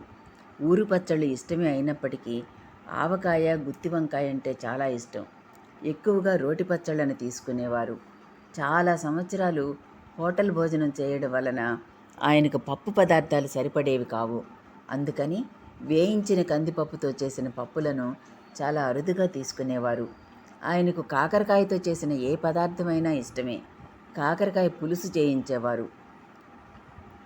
పిండి వంటల్లో బొబ్బట్లు, పూర్ణాలు, గోధుమ రవ్వ పాయసం, గోధుమ పాలతో చేసిన హల్వా, పులిహోర, పచ్చిమిరపకాయ బజ్జీలు, ఆవడలు ఇష్టపడేవారు. అయినా ఆయనకు జిహ్వచాపల్యం లేదనడానికి ఒక ఉదాహరణ. పూజ్యశ్రీ మాస్టర్ గారు ఒకసారి తమ చెంతనున్న విద్యార్థితో, నాకు ఈరోజు కాకరకాయ కూర తినాలనుందోయ్ అన్నారు. వెంటనే అతను వాళ్ళ ఇంటికెళ్ళి ఆ సంగతి చెప్పాడు. అతడి అక్క దానిని తయారు చేస్తూ, మాస్టర్ గారికి కూడా రుచుల మీదికి మనసు పోతుందన్నమాట అని అనుకున్నది. తర్వాత ఆ పదార్థాన్ని వండి తమ్ముని చేత మాస్టర్ గారికి పంపించింది. శ్రీ మాస్టర్ గారు దానిని పక్కన పెట్టి అతనితో మార్కెట్కి వెళ్ళి పచ్చిమిరపకాయలు తెచ్చిపెట్టమన్నారు. అతడు అవి తెచ్చాక వాటిని తింటున్నారు. కారణం అడిగిన అతనితో, ఏం లేదోయ్, ఇవి తినాలనిపించింది, అందుకే తింటున్నాను అన్నారు.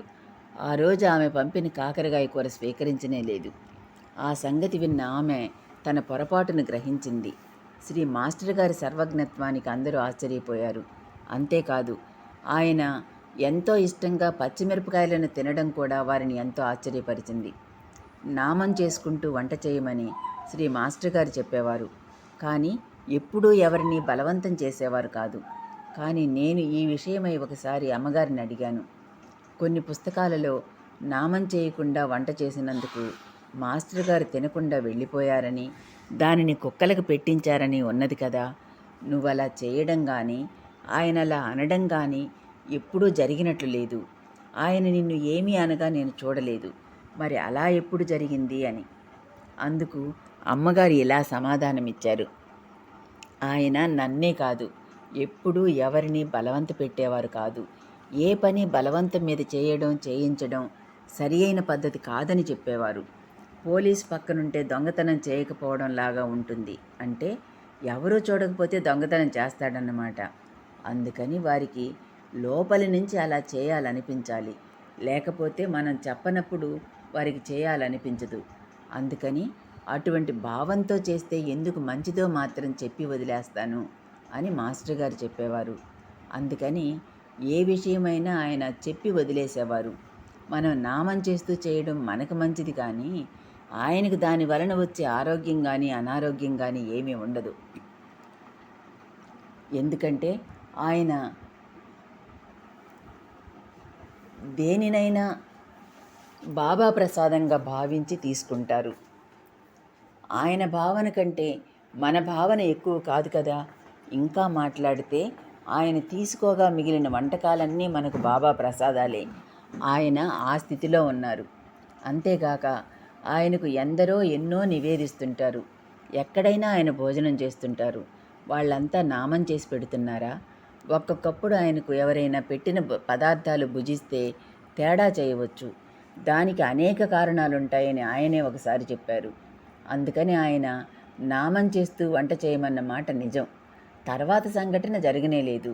అయితే ఆయన కొన్ని సందర్భాలలో కొంతమంది యొక్క పరిస్థితిని బట్టి బాబా వలనే తమకు ఆపాదించుకొని చెప్పేవారు. అలాంటి సందర్భాలెన్నో నేను చూశాను.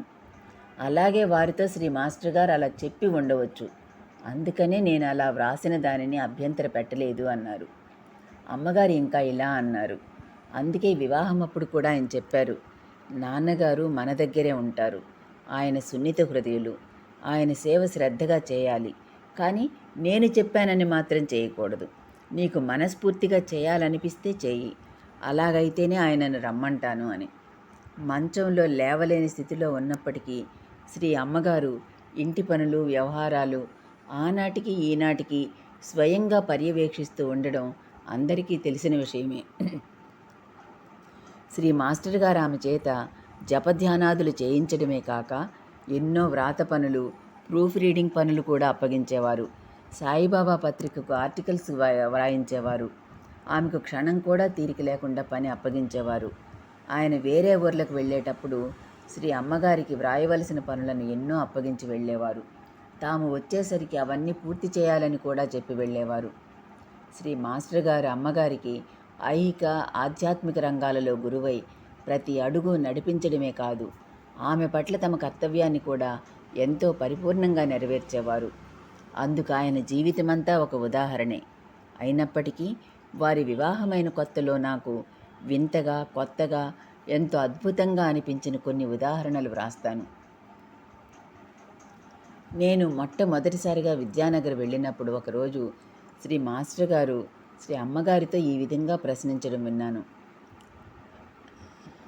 శ్రీ మాస్టర్ గారు అమ్మగారితో ఎంతో అనునయంగా, నీకు నగలు పెట్టుకోవాలనే కోరిక ఉన్నదా? ఉంటే ఏమేం నగలు కావాలో చెప్పు, వెంటనే తెప్పిస్తాను. పట్టు చీరలు, నగలు కావాలనిపిస్తే సందేహించక నాతో చెప్పు అన్నారు. ఆ మాటలు విన్న నా ఆశ్చర్యానికి అంతులేదు. ఈయన పరమ విరాగి అయి ఉండి భార్యని ఈ విధంగా అడుగుతారేమిటి అనిపించింది. ఈయనకు భార్య అందంగా నగలు చీరలు సింగారించుకొనాలని ఉన్నదేమో, ఈయనకింత వ్యామోహమా అని కూడా అనిపించింది. తర్వాత నా ఆలోచనకు నాకే సిగ్గువేసింది. మొదట్లోనేమో ఈయన అక్కకు ఏమీ వస్తువులు, చీరలు, నగలు కొనడం లేదని, షికార్లు తిప్పడం లేదని బాధపడింది నేనే. ఇప్పుడు ఆయన తమ ధర్మం ప్రకారం భార్య కోరికలు తీరుస్తానని అంటుంటే అది ఆయన వ్యామోహంగా అనుమానిస్తున్నది నేనే. మనిషి నీచమైన నైజం ఇదే కాబోలు అనుకున్నాను. అయితే అమ్మగారు తమకేమీ అలాంటి కోరికలు లేవని, తమకేమీ వద్దని చెప్పారు. అంతేకాదు, ఆమె అంతకు ముందు ధరిస్తున్న చెవి కమ్మలు, మెడలో బంగారు గొలుసు, కాళ్ల వెండి పట్టీలు కూడా తీసివేశారు. పరమేశ్వరుని ప్రక్కన దివ్యప్రభలతో వెలిగిపోయే ఆమె శరీరానికి బంగారు ఆభరణాల కాంతులతో పని ఏముంది? శ్రీ అమ్మగారు ఏది కోరినా శ్రీ మాస్టర్ గారు వెంటనే నెరవేర్చేవారు. నేనంతకుముందు అనుకున్నాను, అక్కతో మాట్లాడుతూ గడపకుండా ఆమెను ఒంటరిగా వదిలి హాల్లో భక్తులతో గంటల తరబడి మాట్లాడడం ఎంత అన్యాయం అని. కానీ నాకు తర్వాత తెలిసింది, శ్రీ మాస్టర్ గారు అమ్మగారి మనసును, మాటను అతిక్రమించి ఆమెను నొప్పించే పని ఏదీ చేయరు అని. భక్తులతో గంటల తరబడి మాట్లాడినా, భక్తుల ఆహ్వానం మేరకు ఉపన్యాసాలు, సత్సంగాలు, వేడుకలకు హాజరైనా, ఏం చేసినా అమ్మగారి అనుమతితోనే, ఆమెకు ఇష్టమైతేనే చేసేవారు. ఆయన నిన్ను నొప్పించి ఏ పని చేసినా అది ధర్మవిరుద్ధం అని స్పష్టంగా చెప్పేవారు. ఇదే విషయం నేను మనుధర్మశాస్త్రంలో స్పష్టంగా చదివాను కూడా. స్త్రీకి పాతివ్రత్య ధర్మాలు చెప్పినట్లే పురుషుడికి కూడా భార్య పట్ల వ్యవహరించవలసిన ధర్మాలను ధర్మశాస్త్రాలు ప్రబోధించి ఉన్నాయి. అందులోని ఒక ముఖ్యమైన ధర్మం, భార్యకు ఎట్టి బాధ, మనోవేదన కలిగించక ఆమె ఎల్లప్పుడూ సంతోషంగా ఉండే విధంగా చూడడం పురుషుని ధర్మం అని ఉన్నది. శ్రీ మాస్టర్ గారు అమ్మగారితో మాట్లాడిన మాటలను, ఆమెతో వ్యవహరించే తీరును చూసి ఆయన ధర్మమూర్తి అని, ధర్మానికి ప్రతిరూపమే ఆయన అని తెలుసుకొని ముగ్ధురాలనయ్యాను. పెళ్లి మంత్రాలలో ప్రతిధ్వనించే నాతి చరామి, ఆమెను అతిక్రమించి వర్తించను అన్న మంత్రానికి అర్థము ప్రతిపదార్థము సాక్షాత్తు శ్రీ మాస్టర్ గారే అనిపించింది. అంతేకాదు, ధర్మము, అర్థము, కామము, మోక్షము అనే చతుర్విధ పురుషార్థాలకు అర్థం తెలుసుకొనడానికి ఏమీ చేయనక్కర్లేదు, ఏ గ్రంథాలు చదవనక్కర్లేదు. శ్రీ భరద్వాజ మాస్టర్ గారి నిత్య నడవడిక అన్ని గ్రంథాల సారాన్ని మనకు బోధిస్తుంది అనుకున్నాను. శ్రీ భరద్వాజ మాస్టర్ గారి ధర్మ ప్రవృత్తిని వ్యక్తపరిచే మరికొన్ని విషయాలు వ్రాస్తాను. ఆయన తమ ఇల్లును నా ఇల్లు అని ఎప్పుడూ అనేవారు కాదు. ఇది బాబా ఇల్లు, మన ఇల్లు అనేవారు. శ్రీ అమ్మగారు, శ్రీ మాస్టర్ గారు కూడా ఈ విషయంలో ఒకే విధంగా ప్రవర్తించేవారు. వారు తమ ఇంటికి వచ్చే బంధువులు, భక్తుల పట్ల వ్యవహరించే తీరులో ఆనాటి నుండి ఈనాటి వరకు లేశమైనా మార్పు లేదంటే అతిశయోక్తి కాదు. శ్రీ మాస్టర్ గారు ఒక సందర్భంలో, ఇక్కడ బంధువులు, అన్యులు అన్న తేడాలు లేవు, నాకు అందరూ ఒక్కటే, బంధువులకు ప్రత్యేక స్థానం ఏమీ లేదు అన్నారు. శ్రీ అమ్మగారు ఈ విషయంలో ఒకసారి ఇలా అన్నారు: ఈ ఇంటికి వచ్చే వారంతా శ్రీ సాయిబాబా ఆజ్ఞతోనే ఇంట్లో అడుగు పెడతారు. వారిక్కడకు ఎప్పుడు వస్తారో, ఎన్నాళ్ళుంటారో, ఎప్పుడు తిరిగి వెళ్ళిపోతారోనన్నది పూర్తిగా శ్రీ సాయిబాబా నిర్ణయం ప్రకారం వారికి ఈ ఇంటికి ఉన్న రుణానుబంధాన్ని అనుసరించి జరుగుతుంది. ఈ పవిత్ర గృహంలో ఉంటూ పీల్చే గాలి, తినే ప్రతి ఒక్క మెతుకు, ఈ ఇంట్లో వేసే ప్రతి అడుగు దైవ నిర్ణయమే. అందువలన శ్రీ మాస్టర్ గారు, నేను కూడా ఎవ్వరిని రమ్మని కానీ వచ్చిన వారిని పొమ్మని కానీ చెప్పం. ఇంతకాలం ఉండాలని నియమం లేదు. ఎందుకంటే శ్రీ మాస్టర్ గారు చెప్పినట్లు ఇది మా ఇల్లు అన్న భావం మాకు లేదు. ఇది బాబా ఇల్లు. ఇక్కడ ప్రతి చిన్న విషయం బాబాయే నడిపిస్తారన్నది సత్యం అన్నారామె. ధర్మానికి ప్రతిరూపమైన శ్రీ మాస్టర్ గారు ప్రతి జీవిలోనూ శ్రీ సాయినాథుని దర్శిస్తూ తమ వద్దకు వచ్చిన వారందరి పట్ల సమానమైన ఆదరణతో వ్యవహరించేవారు. అందువలన ఆ ఇంటిలో బంధువులే కాక శిష్యులు కూడా ఎంతో స్వేచ్ఛగా, జంకు లేకుండా తమకు ఎన్నాళ్ళు ఉండాలనిపిస్తే అన్నాళ్ళు స్వంత తల్లిదండ్రుల వద్ద బిడ్డల వలె సంతోషంగా ఉండేవారు. ఆ చల్లని ప్రేమానురాగాల మాధుర్యం అనుభవించిన వారికి అర్థమవుతుంది కానీ మాటలలో వ్యక్తపరచ వీలు పడదని అనిపిస్తుంది. శ్రీ మాస్టర్ గారింట్లో బంధువులమైన నేను, మా చిన్నన్న సత్యం, చెల్లెలు అనసూయ, శ్రీ మాస్టర్ గారి అన్నగారి కుమారుడు విక్రమ్ చాలా రోజులున్నాం. శ్రీ అనంతాచారి గారు, ఆయన సతీమణి లక్ష్మి గారు, మా అమ్మగారు కూడా అప్పుడప్పుడు వచ్చి కొంతకాలం ఉండి వెళుతుండేవారు. ఇక భక్తులు అసంఖ్యాకంగా వస్తూనే ఉండేవారు. ఆ ఇంట్లో కులమత భేదాలకు తావులేదు. రామారావు, లక్ష్మి అక్క, సులోచన, సుభాషిణి, వెంకటగిరి డాక్టరమ్మ, అరుంధతి, అనురాధ, అపర్ణ, శ్యాంప్రసాద్, సుబ్బారావు, సిద్ధాంతికారులు, ఇలా ఎందరో స్త్రీలు, పురుషులు ఎంతోమంది వస్తూనే ఉండేవారు. సులోచన, శారద, ఢిల్లీ ఇందిరగారులు, ఇలా కొందరు కుటుంబ సమేతంగా వచ్చి నెల రోజులు కూడా ఉండి వెళ్ళేవారు. చిత్రమేమంటే ఆ పుణ్యదంపతులు వీరందరి పట్ల వ్యవహరించే తీరు అసామాన్యం. బంధువుల విషయంలో లోకంలో అతి సామాన్యమైన విషయమైన తన బంధువుల పట్ల, భార్య వైపు బంధువుల పట్ల చూపించే ప్రేమ, శ్రద్ధలలో తేడాలుండడం అనేది శ్రీ మాస్టర్ గారిలో కానీ, శ్రీ అమ్మగారిలో కానీ ఏ కోశానా కనిపించేది కాదు.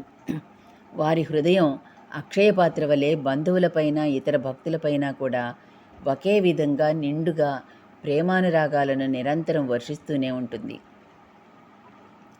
ఇది ఎంత అద్భుతమైన విషయం! పిపీలికాది బ్రహ్మ పర్యంతం 33 కోట్ల జీవరాశులను సృష్టించి పాలించే ఆ కన్నతండ్రి పరమేశ్వరునకు ఏ ఒక్క జీవి అయినా ఎలా భారమవుతారు? ఆ తల్లిదండ్రులకు అందరూ మురిపాల ముద్దుబిడ్డలే. నాకు ఒక్కొక్కప్పుడు అనిపిస్తుంది, శ్రీ మాస్టర్ గారి, శ్రీ అమ్మగారి సన్నిధిలో ఉండి ఆ ప్రేమానురాగాలను ఒక్కసారి కూడా చవి చూడకుండా జీవిస్తున్న మనుషులు ఎంతటి దురదృష్టవంతులో కదా అని. వారు ఎంతో గొప్ప ఆనందాన్ని కోల్పోతున్నారే అని బాధ కలుగుతుంది. ఇంకా ఎంతని వ్రాయను వారి అపార ప్రేమానురాగాల గురించి. ఒక ఇంట్లో 2 పిల్లలుంటే వారి అవసరాలను, బాగోగులను సక్రమంగా పట్టించుకొనలేని అశక్తులైన తల్లిదండ్రులనే ఎక్కువ మందిని చూస్తుంటాం. అలాంటిది మా సత్యం అన్నయ్యకు టైఫాయిడ్ వచ్చినప్పుడు, విక్రమ్ ఆరోగ్యం సరిగా లేక విద్యానగర్ వచ్చినప్పుడు అనుక్షణం వారిని కనిపెట్టి వైద్యం చేయిస్తూ ఆహార పానీయాలను జాగ్రత్తగా అందేలాగా చూస్తూ ఎంతో శ్రమించిన తీరుతెన్నులే కాక అతి చిన్న విషయాలైన భక్తుల ఇష్టాయిష్టాలను బట్టి కూడా వారు తీసుకునే శ్రద్ధ అపారం. ఉదాహరణకు, నేను చేదు కాకరకాయ కూర ఇష్టపడనని పంచదార వేసి కూర చేయించి పెట్టేవారు. రామారావు గారు జాండీస్ వ్యాధిగ్రస్తుడైనప్పుడు చీరాలలో ఉంచి ఎంతో ధనవ్యయం చేసి వైద్యం చేయించడమే కాదు, అతనికి ప్రాణదానం చేసి రక్షించిన వారి భక్తవత్సలతను ఏమని కొనియాడగలం? అలా తమ శిష్యులు ఆపదలలో ఉన్నప్పుడు అమ్మగారు వారు కుదుటపడే వరకు ఆహారంలో తమకిష్టమైన పదార్థాన్ని తినకుండా బాబాకు వదిలివేసేవారు. వారి పాపక్షాళనకై తాము నిష్టలు పాటించి తమ సున్నితమైన శరీరాన్ని శ్రమింపచేసిన మాతృదేవి ఆ దివ్యజనని ప్రేమను స్తుతించేందుకు మాటలు సరిపోతాయా? శ్రీ అలివేలు మంగ తాయారు గారు పేదల పాలిటి పెన్నిది అని చెప్పవచ్చు. ఆమె కరుణాహృదయాన్ని తెలియజేసే ఉదాహరణలు కోకొల్లలు. ఒక పేదరాలైన స్త్రీ శ్రీ మాస్టర్ గారి దర్శనానికి వస్తుండేది. ఆమెకు 3 చిన్నపిల్లలుండేవారు. భర్త సంపాదన ఆమె కుటుంబ పోషణకు ఏమాత్రం సరిపోయేది కాదు. ఒకనాటి ఉదయం ఆమె శ్రీ మాస్టర్ గారిని అమ్మగారిని దర్శించి తన ఆర్థిక దుస్థితి వివరించి తన కష్టాలు తొలగిపోయేలా అనుగ్రహించవలసిందిగా వేడుకొన్నది. ఆ సందర్భంలో ఆమె తాను 3 రోజులుగా పిల్లలకు కేవలం గంజి మాత్రమే ఇస్తున్నానని చెప్పి దుఃఖించింది. ఆమె దీనస్థితికి కరిగిపోయిన శ్రీ అమ్మగారు వెంటనే ఆమెకు 10 కిలోల బియ్యం, ఇతర ఆహార దినుసులు ఇప్పించి అలాంటి ఇబ్బందులు వచ్చినప్పుడు ఎటువంటి సంకోచము లేకుండా ఆమెను తమ వద్దకు రమ్మని, తాము తప్పక సహాయపడగలమని, ఈ విధంగా ఇంకెప్పుడూ పిల్లలను పస్తులుంచవద్దని చెప్పి పంపారు. శ్రీ అమ్మగారు తరచూ ఎందరో పేదలకు వస్త్రరూపేణ, ధనరూపేణ ఎంతగానో సహాయపడుతుంటారు. తమ ఇంటిలో పనిచేసే పనివారిని కూడా వారి కష్టసుఖాలను కనిపెట్టి అవసరాలకు ఆర్థిక సహాయం అందిస్తూ కన్నతల్లి కంటే మిన్నగా అందరినీ ఆదరిస్తుండడం లోకవిదితం. శ్రీ రామారావు జాండీస్ వ్యాధిగ్రస్తులైనప్పుడు ఆమె అతని ఆరోగ్యం కోసం తమకిష్టమైన ఆహార పదార్థాన్ని బాబాకు వదిలేశారు. అతనికి ఆహార పానీయాలను సమకూర్చడంలో ప్రత్యేక శ్రద్ధ వహించారు. అతనికే కాదు, తమ ఇంటిలో పనిచేసే సాయిలక్ష్మి అనే అమ్మాయికి కూడా జాండీస్ వ్యాధి వచ్చినప్పుడు శ్రీ అమ్మగారు ఆ పిల్ల కోసం ప్రత్యేకంగా పథ్యం కూరలు వండించి పెట్టేవారు. ఆ అమ్మాయి ఒక పనిపిల్ల అనే భావం ఆమెలో ఏమాత్రం వ్యక్తం అయ్యేది కాదు. పనివారు, ఇంటివారు అనే తరతమ భేదాలు లేక ఎవరి పట్ల ఎట్టి వివక్షత చూపని ఆమె అందరి పట్ల తమ పరిపూర్ణ ప్రేమను సమానంగా పంచి ఇస్తారు. ఇది ఆమెలో కనిపించే అరుదైన దైవీ గుణం అని చెప్పవచ్చు. శ్రీ అనంతాచార్య గారు వచ్చినప్పుడు శ్రీ అమ్మగారు చేతిపై కురుపుతో, చేయి కదలని స్థితిలో తీవ్ర అనారోగ్యంతో ఉండి కూడా మామగారికి చేసిన సేవలు అపారం. వంటలో ఆయనకు సరిపడే పదార్థాలతో ప్రత్యేకంగా స్వయంగా వంట చేసేవారు. ఆయన స్నానపానాదుల విషయంలో ఎంతో శ్రద్ధ వహించేవారు. మా అమ్మగారు విద్యానగర్ వచ్చినప్పుడు శ్రీ మాస్టర్ గారు, అమ్మగారు కూడా ఆమె పట్ల ఎంతో ఆదరాభిమానాలతో వ్యవహరిస్తూ ఆమె ఆరోగ్యం పట్ల శ్రద్ధ వహిస్తూ ఉండేవారు. శ్రీ మాస్టర్ గారు మా అమ్మపై చూపించిన అభిమానం అపారం. సత్సంగ సమయంలో ఆయన కొన్ని దివ్య గ్రంథాలను చదివి భక్తులకు వినిపించేవారు. ఆ సమయంలో సాయంత్రం 6 గంటల సమయంలో ప్రారంభమయ్యే సత్సంగంలో ఒక్కొక్కసారి మా అమ్మ సత్సంగ హాల్లోకి రావడం ఆలస్యమైతే ఆమె వచ్చే వరకు శ్రీ మాస్టర్ గారు గ్రంథపఠన ఆరంభించక ఆమె కోసం వేచి ఉండేవారు. ఆమె వచ్చిన తర్వాతనే ఆయన చదవడం ప్రారంభించేవారు. మధ్యాహ్న, రాత్రి భోజన సమయంలో సాధారణంగా శ్రీ మాస్టర్ గారు భక్తులతో మాట్లాడుతున్నప్పుడు ఆయన ఎంతో ఎక్కువ సమయం గడిచినా భోజనానికి వచ్చేవారు కాదు. గంటల తరబడి భక్తులతో మాట్లాడడం, వారి సందేహాలకు సమాధానాలు చెప్పడం, చర్చలు చేయడం చేస్తూ ఆయన ఎంతకాలమైనా ఆహారాన్ని తీసుకునేవారు కాదు. అసలు ఆయనకు భోజనం చేయాలన్న స్ఫురణే ఉండేది కాదు. కానీ మా అమ్మగారు వచ్చి ఉన్న సమయంలో మాత్రం ఆయన విధిగా 2 పూటలా భోజన వేళను అతిక్రమించక వేళకు భోజనం చేయడం జరిగేది. మా అత్తగారు పెద్దవారు. ఆమె నేను భోజనం చేసే వరకు తను కూడా భోజనం చేయక వేచి ఉంటారు. ఆమెను ఇబ్బంది పెట్టడం భావ్యం కాదు కనుక నేను భోజనం చేసి వస్తాను అని చెప్పి వచ్చి భోజనం చేసేవారు. ఒకసారి అనంతాచార్యులు గారి స్నేహితుడు సూరిశాస్త్రి అనే వృద్ధుడు విద్యానగర్కు శ్రీ మాస్టర్ గారింటికి వచ్చారు. ఆయన స్వాతంత్ర్య సమరయోధుడు. స్వాతంత్రోద్యమంలో పాల్గొని అవివాహితుడిగా ఉండి తన సేవలను తన యావదాస్తిని దేశం కోసం ఖర్చు పెట్టి వృద్ధాప్యంలో నిరాశ్రయుడైనారు. ఆయన కొన్నాళ్లు విద్యానగర్లో శ్రీ మాస్టర్ గారింట్లో ఉన్నారు. శ్రీ మాస్టర్ గారు ఆయనని ఎంతగానో ఆదరించారు. ఆయన కొన్నాళ్లు అస్వస్థుడైనారు. శ్రీ మాస్టర్ గారు ఎంతో నిరహంకారంగా ఆ వృద్ధునికి స్వయంగా సేవలు చేశారు. ఒకసారి భరద్వాజ మాస్టర్ గారు భక్తుల కోరికపై జంపనిలో ప్రసంగించేందుకు వెళ్ళారు. భక్తులు ఆచార్యుల వారిని ఖరీదైన కారులో తీసుకొచ్చారు. జంపనిలో ఆచార్యుల వారి ప్రసంగం వినేందుకు వచ్చిన ప్రజలలో ఒక వ్యక్తి చుట్టూ శిష్య పరివారంతో కారులో నుండి దిగిన ఆచార్యుల వారిని చూసి, ఎంత దర్పం, ఈయనకు కూడా ఇంతటి ఆడంబరాలు ఆర్భాటాలు ఉన్నాయే అనుకొని ఆచార్యుల వారిని ఎంతో అహంకారిగా భావించాడు. ఆ రాత్రి ఆ వ్యక్తి ప్రసంగ హాల్లోనే నిద్రించారు. ఒక రాత్రి వేళ అతనికి నిద్ర మెలకువ వచ్చింది. తన పక్కన నేలపై న్యూస్ పేపర్ కప్పుకొని ఎవరో పడుకుని ఉన్నారు. పరిశీలించి చూడగా ఆయన సాక్షాత్తు శ్రీ మాస్టర్ గారే. అతని హృదయం ద్రవించింది. ఇంత నిరాడంబరంగా నిరహంకారంగా ఉండే ఈ మహనీయుని ఎంత తప్పుగా అంచనా వేశాను అని పశ్చాత్తాపడ్డాడతడు. అప్పుడు నిద్రిస్తున్న శ్రీ మాస్టర్ గారు ఒకసారి కళ్ళు తెరచి అతనిని చూసి నవ్వారు. తన భావాల్ని చదివినట్లుగా శ్రీ మాస్టర్ గారు కళ్ళు తెరిచి చూడడం, నవ్వడం చూసిన ఆ వ్యక్తి ఆయన సర్వజ్ఞత్వానికి ఆశ్చర్యపోయాడు. శ్రీ మాస్టర్ గారు అదేమీ పట్టనట్లు మళ్ళీ నిద్రించారు. ఆయన నిరహంకారాన్ని ప్రస్తుతిస్తూ ఒకసారి శ్రీ మాస్టర్ గారితో తన అనుభవాన్ని సూళ్లూరుపేటలో నివసించే చంద్రబాబు అనే భక్తుడు ఇలా వ్రాశాడు. ఒకరోజు సాయంత్రం 4 గంటల సమయంలో విద్యానగర్లో శ్రీ మాస్టర్ గారి దర్శనానికి వెళ్ళాను. శ్రీ మాస్టర్ గారి సన్నిధిలో సత్సంగ కార్యక్రమంలో కూర్చున్నాను. రాత్రి 8 గంటలకు సత్సంగం ముగిసింది. ఆ రోజుల్లో విద్యానగర్లో హోటళ్ళేమీ ఉండేవి కావు. శ్రీ మాస్టర్ గారి స్టూడెంటు కృష్ణమూర్తి తల్లిదండ్రులు హోటల్ నడిపేవారు. వాళ్లకు ముందుగా చెబితే భోజనం సిద్ధం చేసి ఉంచేవాళ్ళు, లేకపోతే లేదు.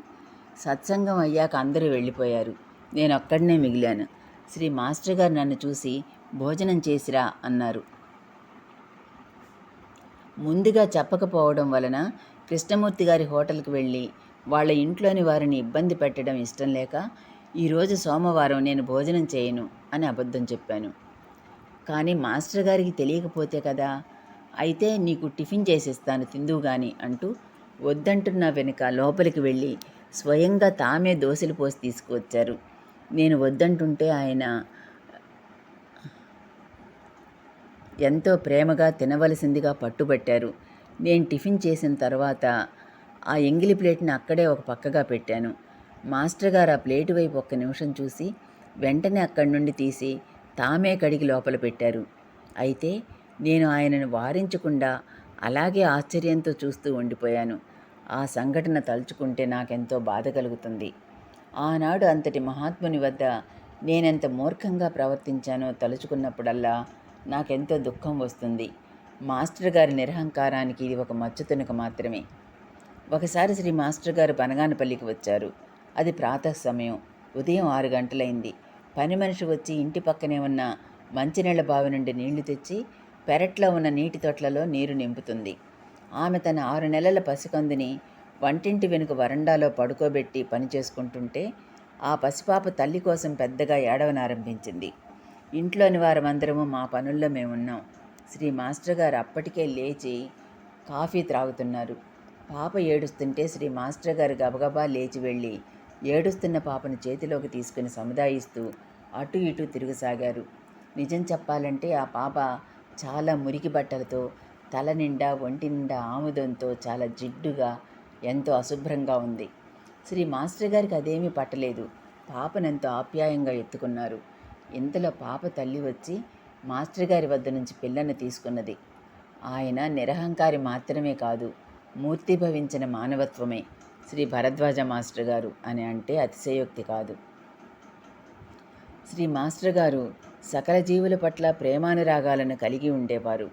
విద్యానగర్లో ఉన్నప్పుడు ఎన్నో కుక్కలు వారి సత్సంగ హాల్లోకి వచ్చి కూర్చునేవి. సత్సంగ సమయంలో ఎంతో ఏకాగ్రతతో శ్రీ మాస్టర్ గారి బోధలు వింటున్నట్లుగా ఆయన వైపే వాటి దృష్టి నిగిడ్చి చూస్తూ సత్సంగం జరిగినంతసేపు కూర్చుని ఉండేవి.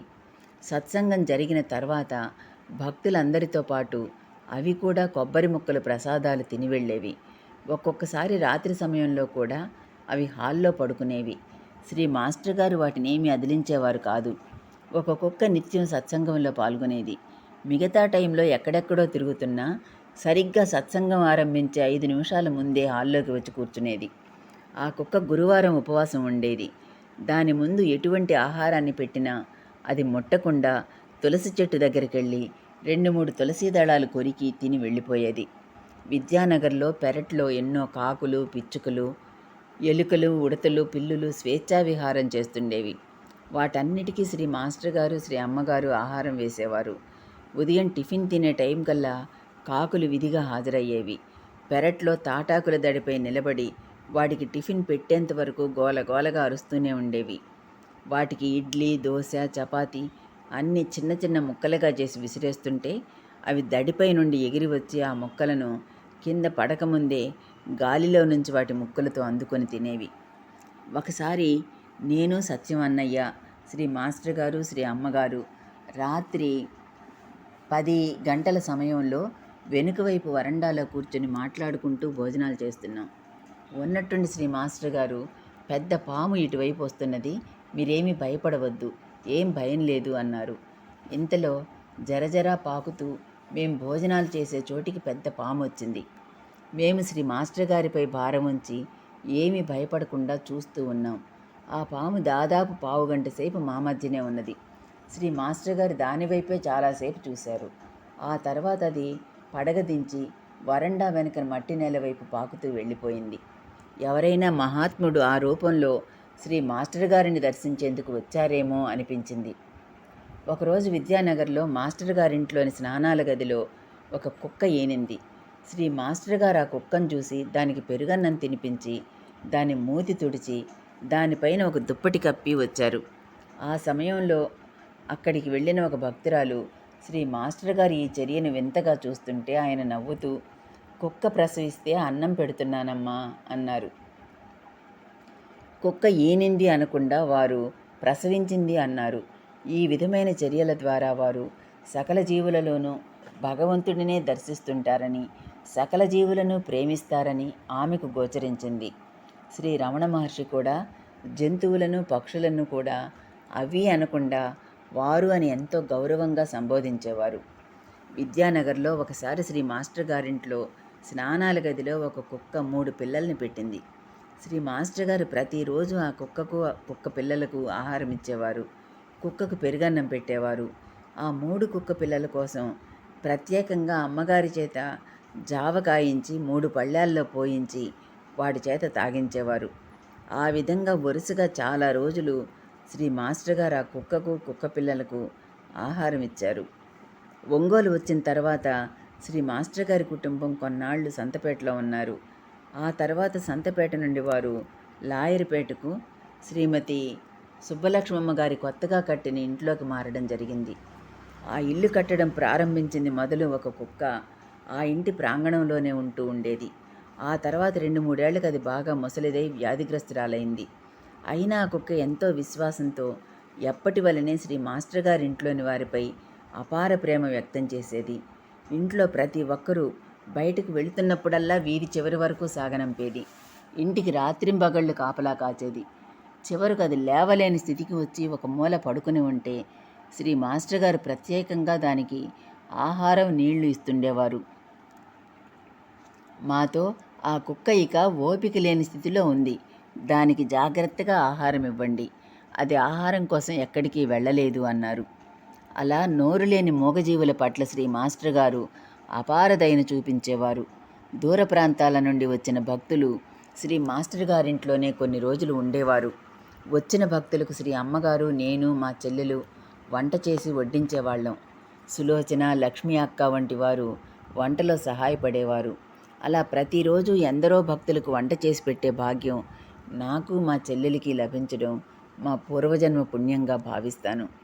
ఒక్కొక్కసారి ఇంట్లో 20-25 మంది అతిథులకు కూడా మేము కాఫీ, పలహారాలు, వంటలు చేయగలిగామంటే అది నిజంగా శ్రీ మాస్టర్ గారి దివ్యశక్తిగానే భావిస్తుండేవాళ్ళం. నేను మొట్టమొదటగా విద్యానగర్ వెళ్ళినప్పుడు వరుసగా 4 నెలలు ఉన్నాను. ఈ 4 నెలల్లో నేను ఎన్నో ఆధ్యాత్మిక విద్య గురించిన, సాధన గురించిన బోధనలను శ్రీ మాస్టర్ గారి నుండి తెలుసుకున్నాను. ఆయన ఆశీస్సులతో, అనుగ్రహంతో నేను బనగానపల్లికి తిరిగి వెళ్ళిన తర్వాత మా ఇంట్లో తీవ్ర సాధన చేయనారంభించాను. నేను ఇంతకుముందు చెప్పినట్లుగా నా సాధన ఎంతో అద్భుతంగా సాగింది. అయితే అదంతా కేవలం శ్రీ మాస్టర్ గారి అనుగ్రహం తప్ప వేరేమీ కాదన్నది అక్షర సత్యం. శ్రీ మాస్టర్ గారు ఒక్కొక్కసారి ఇంట్లోని వారికి, సత్సంగ భక్తులకు కూడా అన్నము, ఆవకాయ పచ్చడి తమ స్వహస్తాలతో కలిపి చేతుల్లో ముద్దలు పెట్టి తినిపించేవారు. ఆయన తమ బిడ్డలమైన మాకందరికీ ఆ విధంగా అన్నపు ముద్దలు తినిపిస్తూ తమ వాత్సల్యాన్ని, అపార మహత్తును ఆ అన్నంలో కలిపి తినిపించేవారేమో. ఆ అన్నం ఎంతో రుచిగా ఉండేది. ఆ దివ్య ప్రసాదం తినిన భక్తుల పాపాలన్నీ ప్రక్షాళనమయ్యేవని నా దృఢ నమ్మకం. ఇలా విద్యానగర్లో కొద్ది సంవత్సరాలకు శ్రీ మాస్టర్ గారి సత్సంగాలకు వచ్చే భక్తుల సంఖ్య పెరిగింది. వేరు వేరు ఊర్ల నుంచి భక్తులు శ్రీ మాస్టర్ గారి దర్శనార్థం రావడం ఆరంభించారు. శ్రీ మాస్టర్ గారితో మా అక్కయ్య వివాహమైన కొద్ది రోజులకు శ్రీ మాస్టర్ గారు విద్యానగర్ నుండి బనగానపల్లికి వచ్చారు. మా అక్కగారైన శ్రీమతి బాలగారి కుమారుడు చిరంజీవి శ్రీనివాస్ అప్పుడు 8 నెలల పిల్లవాడు. ఆ రోజు శ్రీ మాస్టర్ గారు అప్పుడే ఊరి నుండి వచ్చి మా ఇంట్లోని హాల్లో కుర్చీలో కూర్చున్నారు. ఆ పెద్ద హాలులో ఒక మూల నేలపై కూర్చుని ఆడుకుంటూ ఉన్న చిరంజీవి శ్రీనివాస్ శ్రీ మాస్టర్ గారి వైపే కొద్ది క్షణాలు నిశితంగా చూసి గబగబా పారాడుతూ శ్రీ మాస్టర్ గారిని సమీపించి మొదట ఆయన ఎడమకాలు పాదాన్ని 2 చేతులతో పట్టుకొని ఆయన ముఖంలోకి చూశాడు. తర్వాత తన చిన్న చేతులు పైకి జరుపుతూ శ్రీ మాస్టర్ గారి మోకాలు పట్టుకొని ఆయననే చూస్తూ లేచి నిలబడ్డాడు. శ్రీ మాస్టర్ గారు నవ్వుతూ వాడిని ఎత్తుకున్నారు. మేమంతా ఆ దృశ్యాన్ని ఎంతో సంతోషంగా చూస్తున్నాం. శ్రీ అమ్మగారు శ్రీ మాస్టర్ గారితో పిల్లవాడి ఆరోగ్యం బాగుండడం లేదని చెప్పారు. శ్రీ మాస్టర్ గారు స్నానాల గదిలోకి స్నానం చేసేందుకు వెళుతూ చిరంజీవి శ్రీనివాసును తీసుకువెళ్లారు. ఆయన కొన్ని నీళ్లను తమ నోటితో పుక్కిలించి నోటితోనే చిరంజీవి శ్రీనివాస్ శరీరంపై వదిలారు. అలా 3 సార్లు చేశారు. ఆ తర్వాత స్వయంగా తామే ఆ బిడ్డకు స్నానం చేయించారు. ఆ రోజు నుండి చిరంజీవి శ్రీనివాస్కు అనారోగ్యం తొలగిపోయి సంపూర్ణ స్వస్థత చేకూరింది. అంతేకాదు, ఎంతో అదృష్టవంతుడైన ఆ బిడ్డను శ్రీ మాస్టర్ గారు ఎంతగా ఆశీర్వదించారో తెలియదు కానీ ఆరోగ్యాన్ని ఇవ్వడమే కాదు, ఆ చిన్నారి బాబు హృదయంలో శ్రీ సాయినాథునిపై అంతులేని భక్తి నెలకొనేలా భక్తి బీజాలు నాటారని మాకు అర్థమైంది. అది ఎలా జరిగిందంటే, చిరంజీవి శ్రీనివాస్ వాళ్ళ ఇంట్లో ఒక పెద్ద సాయి పటం ఉండేది. అప్పట్లో వాళ్ళ ఇంట్లో ఆ పటానికి పూజలు కూడా చేసేవారు కాదు. ఆ పటం ఒక గదిలో ఒక మూల నేల మీద గోడ నానించి నిలబెట్టి ఉండేది. అయితే ఎవరూ చెప్పకుండానే 3 ఏండ్ల వయసున్న ఆ పిల్లవాడు బాబా ఫోటో ముందు నిలబడి బాబాతో మాట్లాడుతుండేవాడు. ఒకరోజు శ్రీనివాస్ బాబా ఫోటో ముందు నిలబడి, "బాబా, బిస్కెట్ తింటావా?" అంటూ ముద్దు మాటలతో బాబాను పలకరిస్తూ ఒక బిస్కెట్ను బాబా ఫోటోలోని బాబా నోటి వద్ద ఉంచాడు. వెంటనే "అబ్బా" అని కొంచెం గట్టిగా అరచి, "కొలుకుతావా? నీకు బిస్కెట్ పెత్తను" అన్నాడు బాబాతో. మేమంతా కంగారుగా ఏమైందని అడిగితే, "శ్రీ సాయి నన్ను వేలు కొలికాడు" అని వేలు చూపించాడు. వాడి వేలిపై బాబా పంటితో నొక్కినట్లుగా చిన్న ఘాటు ఉన్నది. మేం ఆశ్చర్యపోయాం. ఫోటోకు శీలలు, మేకుల్లాంటివి ఏమీ లేవు. వాడి వేలిపై ఆ ఘాటు ఎక్కడి నుండి వచ్చింది అనుకున్నాం. అయితే బాబు ఆ రోజు నుండి బాబాపై అలిగి ఫోటోను చూసినప్పుడల్లా, "నువ్వు నన్ను కొలికావు, నీతో పలకను" అంటుండేవాడు. ముద్దు మాటలతో అప్పటి నుండి చాలా రోజుల వరకు చిరంజీవి శ్రీనివాస్ ఎవరింట్లో ఫోటో చూసినా వీడే నన్ను కొలికాడు అని అందరితో చెప్పేవాడు. అంత చిన్న వయసులో శ్రీ సాయినాథుని సాక్షాత్కార భాగ్యాన్ని పొందిన ఆ పిల్లవాడి అదృష్టానికి అందరికీ ఎంతో ఆనందం కలిగింది. 1976వ సంవత్సరం నవంబర్ నెల 7వ తేదీన బనగానపల్లిలో శ్రీ అమ్మగారికి కుమార్తె జన్మించింది. వెంటనే ఆ వార్తను శ్రీ మాస్టర్ గారికి తెలియజేయగా ఆయన మర్నాటి ఉదయానికల్లా బనగానపల్లి వచ్చారు. ఆయన హాస్పిటల్కు పాపను చూసేందుకు వెళ్ళారు. ఆయన హాస్పిటల్లో శ్రీ అమ్మగారు, పాప ఉన్న గదిలో ప్రవేశించేసరికి ఉయ్యాలలో పాప మేలుకునే ఉన్నది. తన తండ్రి తనను చూడడానికి వస్తున్నారని తెలిసేమో మరి. కళ్ళు విప్పి చూస్తూ కాళ్ళు చేతులు కొద్దిగా కదిలిస్తూ ఉత్సాహంగా ఉన్నట్లు తోచింది. శ్రీ మాస్టర్ గారు ఊయల వద్దకు వెళ్ళి వంగి నవ్వుతూ ఊయలలోని పాప కళ్ళల్లోకి సూటిగా చూశారు. ఆ దృశ్యం ఎంత మనోహరంగా ఉన్నదో మాటల్లో చెప్పలేను. శ్రీ మాస్టర్ గారు అలా చూడగానే వెంటనే పాప తన అతి సుకుమారమైన చిన్న చిన్న లేత చేతులు కదిలించి రెండూ నెమ్మదిగా కలిపి ఆయనకు నమస్కరించింది. ఆ అద్భుతమైన సన్నివేశాన్ని చూసిన నేను, శ్రీ అమ్మగారు దిగ్భ్రాంతి చెందాము. నేను చూస్తున్నదేమిటో నాకు అర్థం కావడం లేదు. నా కళ్ళను నేనే నమ్మలేకపోయాను. పాప అతి స్పష్టంగా రెండు అరచేతులు విప్పార్చి ఆ హస్తాలను రెండూ కలిపి తన తండ్రికి నమస్కారం చేస్తున్నది. ఆశ్చర్యంగా చూస్తున్న మా వైపు చూసి శ్రీ మాస్టర్ గారు నవ్వుతూ, ఆమెకు నేనెవరో తెలుసు అన్నారు పాపను చూపిస్తూ. ఆ మాటతో ఇంకా ఆశ్చర్యపోయాను. అంత చిన్న పాపకు ఆయన తెలియడం ఏంటి? వాళ్ళిద్దరి బంధం ఏమిటో అనుకున్నాను. ఆ తర్వాత నెల రోజుల లోపల బారసాల, నామకరణ మహోత్సవం వైభవంగా జరిగాయి. శ్రీ మాస్టర్ గారు పాపకు వేదవతి అని నామకరణం చేశారు. పాపకు 3వ నెల రాగానే శ్రీ అమ్మగారు పాపతో విద్యానగర్ వచ్చారు. 1981వ సంవత్సరంలో శ్రీ మాస్టర్ గారు శ్రీ సాయినాథుని సంకల్పం మేరకు విద్యానగర్ వదిలి ఒంగోలు ప్రజల పుణ్యఫలంగా తమ నివాసాన్ని ఒంగోలుకు మార్చడం జరిగింది. 1981వ సంవత్సరం జూలై నెల 23వ తేదీన ఒంగోలులో శ్రీ అమ్మగారు ఒక మగబిడ్డకు జన్మనిచ్చారు. ఆ చిన్నారి బాబుకు శ్రీ మాస్టర్ గారు ద్వారకానాథ్ జ్ఞానేశ్వర్ అని నామకరణం చేశారు. శ్రీ మాస్టర్ గారు తమ కుటుంబంతో ఒంగోలు సంతపేటలో ఒక ఇంటిని అద్దెకు తీసుకుని నివాసనుండని ఆరంభించారు.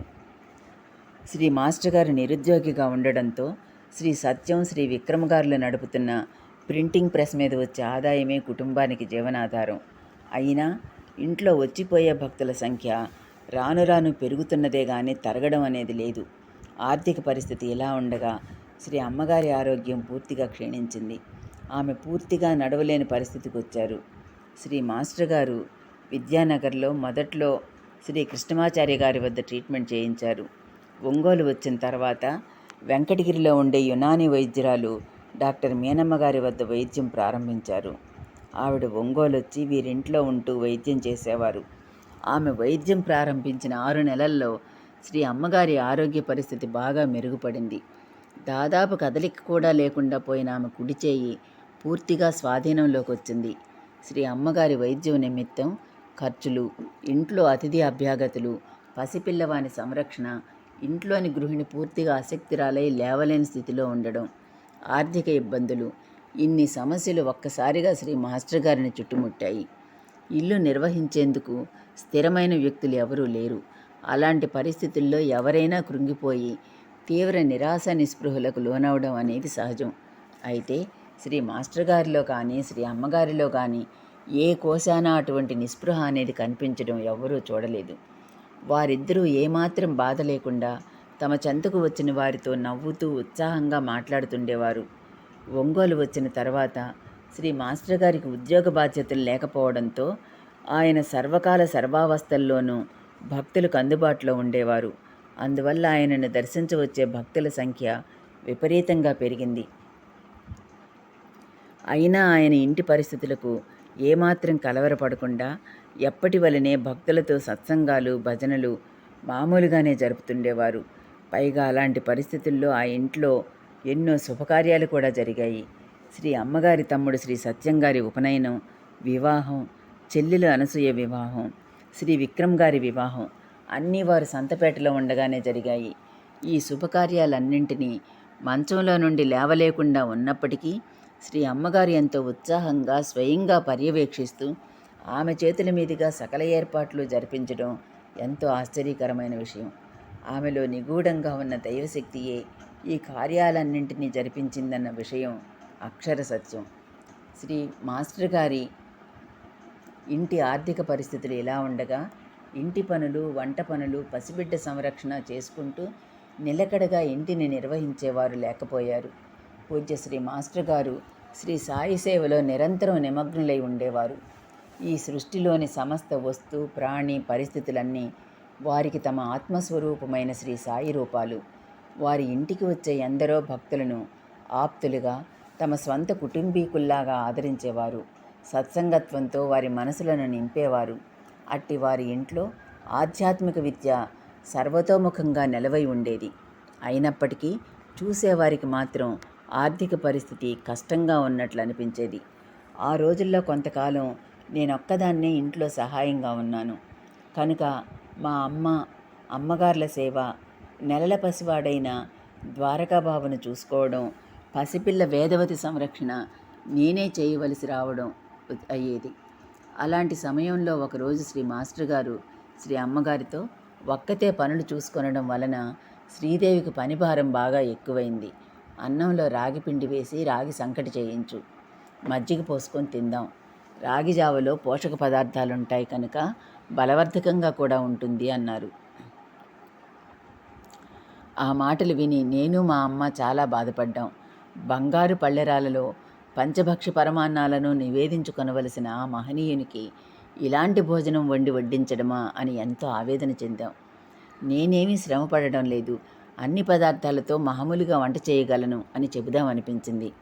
అమ్మగారు మాత్రం మర్నాడే ఆయన ఆజ్ఞ పాటించడానికి సిద్ధమయ్యారు. ఇంతలో మర్నాటి ఉదయానికల్లా ఒక భక్తుడు కూరగాయలు, పిండి వంటలతో సహా అన్ని పదార్థాలు తీసుకొచ్చి భక్తితో మాస్టర్ గారికి సమర్పించుకున్నాడు. దైవలీల ఎంత చిత్రం!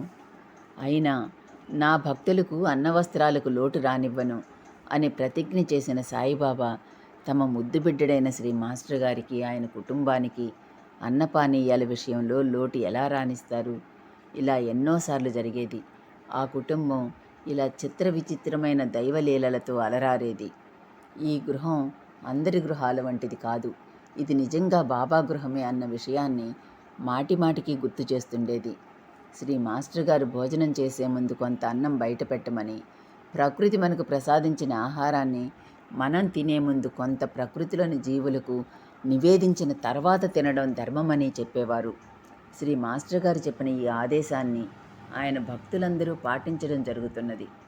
శ్రీ మాస్టర్ గారు ఒంగోలు వచ్చిన తర్వాత నిత్యము ఉదయహారతి చేసేవారు. ఇంట్లో సభ్యులే కాక చుట్టుపక్కల పిల్లలు చాలామంది హారతికి హాజరయ్యేవారు.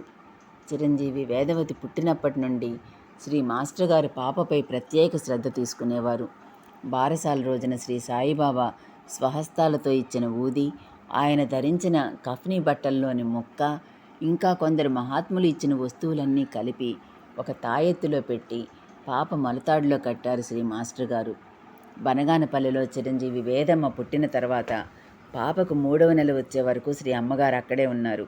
ఆ రోజుల్లో మేమందరము పాపను ఉయ్యాల్లో నిద్రపుచ్చే సమయంలోనూ, పాప ఏడిస్తే సముదాయించేటప్పుడు జోలపాటలు పాడేవారం కాదు. సాయిబాబా నామం, సాయి భజనలు చెప్తూ నిద్రపుచ్చేవారం. క్రమంగా చిరంజీవి వేదమ్మకు భజన వింటూ నిద్రపోయే అలవాటు ఏర్పడింది. చిరంజీవి వేదమ్మకు మాటలు వచ్చాక కూడా నిద్రించే సమయంలో భజన పాటలు పాడమని అడిగి మరీ పాడించుకునేది. భజన పాటల్లో సుర్కి గత్మై క్యా జాను, ఏక్ భజన్ కర్నా జాను అన్న పాట ప్రతిరోజు పాడించుకొని ఆ పాట వింటూ నిద్రపోయేది. నాకు హిందీ భాష వచ్చినందువల్ల ఒకసారి ఆనందమయ్యి మాత దర్శనానికి వెళ్ళినప్పుడు శ్రీ మాస్టర్ గారు నాకు హిందీలో ఉన్న శ్రీ ఆనందమయ్యి మాత చరిత్ర గ్రంథాలు కొని తెచ్చి ఇచ్చారు. ఆ గ్రంథాలలో ఆమె పసిపాపగా ఉన్నప్పుడు ఆమె తల్లి ఆమెను తులసిపాదులో పడుకోబెట్టేదని చదివాను. అందువలన ప్రతిరోజు నేను కూడా వేదమ్మను అలా తులసిపాదులో పడుకోబెట్టేదాన్ని. వెనుక వరండాలో పెద్ద పీటపై సాయిబాబా పటం పెట్టి దీపారాధన చేసి నెలల పాప చిరంజీవి వేదమ్మను ఎత్తుకుని ప్రదక్షిణలు చేసేదాన్ని. అలా చేస్తున్నానని చెప్పినప్పుడు శ్రీ మాస్టర్ గారు ఎంతో సంతోషించారు. ఒకరోజు ఆ పసికందును కాళ్లపై పడుకోబెట్టుకుని స్నానం చేయిస్తుంటే పాప బాగా ఏడుస్తున్నది. శ్రీ మాస్టర్ గారు అది చూసి పాపతో, బాబా సేవ బాగా చేసుకోవాలి, లేకపోతే ఇంతే మరి, పుడుతూ ఉండడం, ఏడుస్తూ ఉండడం, తెలిసిందా అన్నారు. ఆయన మాటలకు మాకు ఒకవైపు నవ్వు, మరొక వైపు ఆశ్చర్యం కలిగాయి. అంత చిన్న పాపకు ఏం అర్థమవుతుందని ఆయన అలా అన్నారు? ఏమో, అర్థమైందేమో మరి. విద్యానగర్లో చిరంజీవి వేదవతి ముద్దు మాటలతో ఆటపాటలతో అందరినీ మురిపిస్తూ పెరిగి పెద్దదవుతున్నది. ఆ ఊర్లో మెస్ రన్ చేసే కృష్ణమూర్తి గారి కుటుంబంతో ఆ పాప బాగా మాలిమైంది. రుక్మిణి అనే కృష్ణమూర్తి గారి అక్క, వాళ్ళ చెల్లెలు అమ్ములు అనే అమ్మాయి వేదమ్మను వాళ్ళ ఇంటికి ఎత్తుకుని వెళ్ళి ఆడిస్తూ ఉండేవారు. రుక్మిణి స్కూల్ టీచర్ అవడం వల్ల ఎన్నో పాటలు పాపకు నేర్పింది. ఇంటికి వచ్చి వేదమ్మ ఆ పాటలన్నీ పాడేది. సాయిబాబా భజనలు, హారతులు పాడేది. అంత చిన్న వయసులోనే ఇంటికి వచ్చిన వాళ్ళను కూచో అని మర్యాద చేసేది. వాళ్ళేవైనా కబుర్లు చెప్పుకుంటుంటే ముద్దు మాటలతో మాట్లాడకూడదు, ధ్యానం చేసుకోవాలి అని చెప్పేది. చిరంజీవి వేదమ్మకు వాళ్ళ నాన్నగారితో ఎంతో అనుబంధం ఉండేది. ఆయన పాప చాలా చిన్నగా ఉన్నప్పుడు హాల్లో కూర్చుని సత్సంగం చేసే సమయంలో కూడా వేదవతి పాక్కుంటూ నాన్నగారి దగ్గరకు వెళ్ళేది. ఆయన పాపను కాళ్ళ మీద పడుకోబెట్టుకొని ఊపుతూ నిద్రపుచ్చేవారు. వేదమ్మకు మాటలు వచ్చిన తర్వాత ఆయనతో వేదమ్మ ఎన్నో కబుర్లు చెప్పేది. శ్రీ మాస్టర్ గారు చిరంజీవి వేదమ్మతో ఒక స్నేహితునిలాగా మాట్లాడేవారు. వేదమ్మ అడిగిన ప్రశ్నలకు, సందేహాలకు ఎంతో ఓర్పుగా సమాధానమిచ్చేవారు. క్యారమ్స్ వంటి ఆటలు ఆడేవారు. వీళ్ల పక్క ఇంట్లో వేదమ్మ వయసు గల ఒక చిన్న పాపకు ఒక తమ్ముడు ఉండేవాడు. అది చూసి వేదమ్మ నాన్నగారితో, నాన్నగారు, నాకు ఒక తమ్ముడు కావాలి అని అడిగింది. శ్రీ మాస్టర్ గారు, తమ్ముడు కావాలని సాయిబాబాకు దండం పెట్టుకో, బాబా తప్పకుండా ఇస్తారు అన్నారు. వేదమ్మ ప్రతిరోజు బాబాతో తమ్ముడు కావాలని అడిగేది. షిరిడీ వెళ్ళినప్పుడు కూడా బాబాకు నమస్కరించుకొని అలాగే అడిగింది. తర్వాత కొన్నాళ్లకు ద్వారకాబాబు జన్మించినప్పుడు వేదమ్మ సంతోషానికి అంతులేదు. చిరంజీవి ద్వారక జన్మించినప్పుడు చిరంజీవి వేదమ్మ 4 ఏళ్ల పాప. సరిగ్గా ద్వారకానాథ్ జన్మించే సమయానికి వేదమ్మ నిద్రపోయింది. రాత్రి 3:30 గంటల సమయంలో వేదమ్మకు మెలకువ వచ్చింది. ఇంట్లోని వారు తమ్ముడు పుట్టాడని చెప్పగానే వేదమ్మ వెంటనే నిద్రలేచి మంచంపై కూర్చొని తమ్ముడు పుట్టాడా అంటూ గబగబా మంచం దిగి ఎదురుగా ఉన్న అలమరలోని అగ్గిపెట్టె సైజులో ఉన్న భగవద్గీత పుస్తకాన్ని తీసుకొని, అయితే నేను ఈ పుస్తకం తమ్ముడికిస్తాను అన్నది. హాస్పిటల్కి వెళ్ళి అప్పుడే పుట్టిన తమ్ముడి చిన్ని చేతిని తెరచి ఆ చేతిలో భగవద్గీత గ్రంథాన్ని ఉంచింది. ఆ దృశ్యాన్ని చూసిన వారంతా 4 ఏళ్ల పిల్లకు బొమ్మలు, మిఠాయిలు ఇద్దామని అనిపించక తన తమ్ముడికి జ్ఞానప్రదాయిని అయిన భగవద్గీత గ్రంథాన్ని ఇవ్వాలనిపించడం, బాబు చిన్న కుడి చేతిలో ఆ పుస్తకాన్ని పెట్టడం చూసి ఏ ఇంటి చిలకకు ఆ ఇంటి పలుకు అన్నట్లు మహాత్ముల బిడ్డల ఆలోచనలు, చర్యలు ఎప్పుడూ అసాధారణంగానే ఉంటాయి అని అనుకున్నారు. శ్రీ భరద్వాజ మాస్టర్ గారు తమ 2 బిడ్డల పట్ల కన్న తండ్రిగా తమ బాధ్యతను పరిపూర్ణంగా నెరవేర్చేవారు. వారికి నీతి కథలు చెప్పేవారు, బాబా కథలు చెప్పేవారు, వారితో కలిసి ఆటలు ఆడేవారు. చిరంజీవి ద్వారకానాథ్ జ్ఞానేశ్వర్తో క్రికెట్ ఆడేవారు. పిల్లలను స్కూల్లో కల్చరల్ ప్రోగ్రామ్స్లో పాల్గొనేలాగా ప్రోత్సహించేవారు. స్కూల్ వార్షికోత్సవ సమయాల్లో నాటకాలు, డాన్స్ ప్రోగ్రామ్స్లో పాల్గొనమని ఉత్సాహపరిచేవారు. చిరంజీవి వేదమ్మకు డాన్స్ నేర్పించారు. ప్రతి ఉదయం పిల్లలిద్దరిని దగ్గర కూర్చోబెట్టుకుని చదివించేవారు.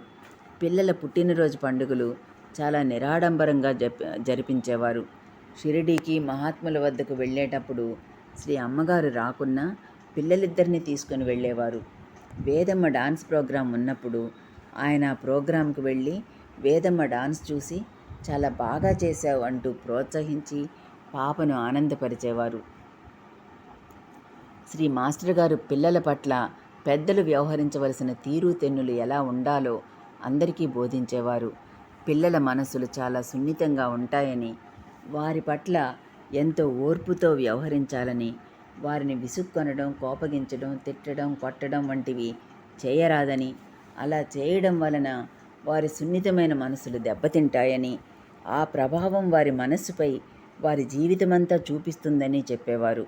పిల్లలను ఎంతో ప్రేమాదరణలతో పెంచడం వల్ల పెద్దవారైన తర్వాత వారు కూడా అదేవిధంగా అందరి పట్ల ప్రేమపూరితంగా వ్యవహరిస్తారని, స్వార్థం, ద్వేషం వంటి భావనలను అతిక్రమించి దయా, శాంతి, సహనం వంటి సద్గుణాలను పొందగలుగుతారని చెప్పేవారు.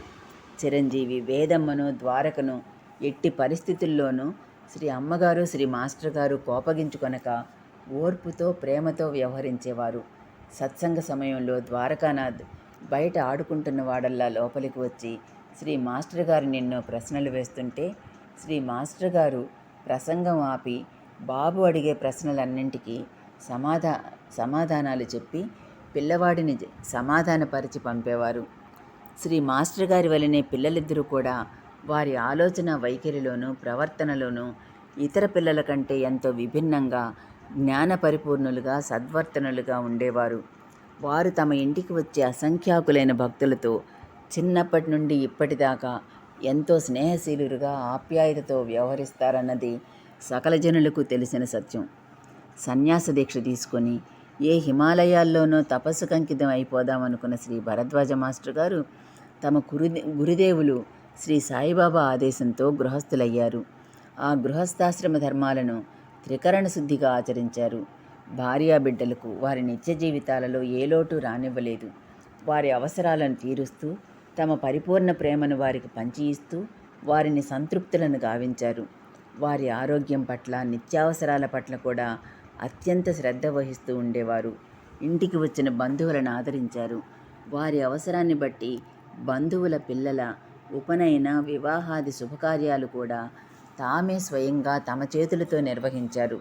ఇది బాబా ఇల్లు అంటూ కులమత భేదాలు లేక తమను ఆశ్రయించిన భక్తులందరినీ, తమ ఇంటికి వచ్చిన ఆశ్రితులందరినీ తమ స్వంత బిడ్డల వలె ఆదరించారు.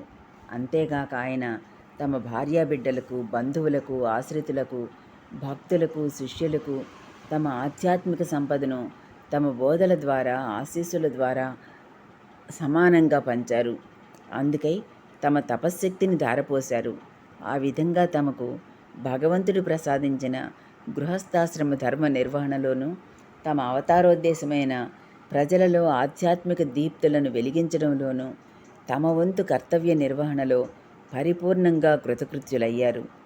అవతార పురుషులు ప్రజలకు జీవితార్థాన్ని, పరమార్థాన్ని ప్రబోధించేందుకే అవనిపైకి దిగివస్తారు.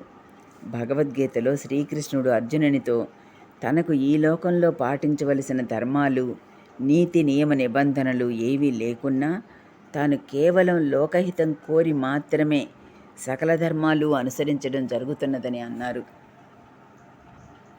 అదేవిధంగా శ్రీ భరద్వాజ భగవానుడు కూడా శ్రీ అలివేలు మంగా మాతతో అవనిపై అవతరించి ఉత్తమ గృహస్థ ధర్మాలను స్వయంగా తాము ఆచరించి లోకానికి ఆదర్శంగా నిలిచారు.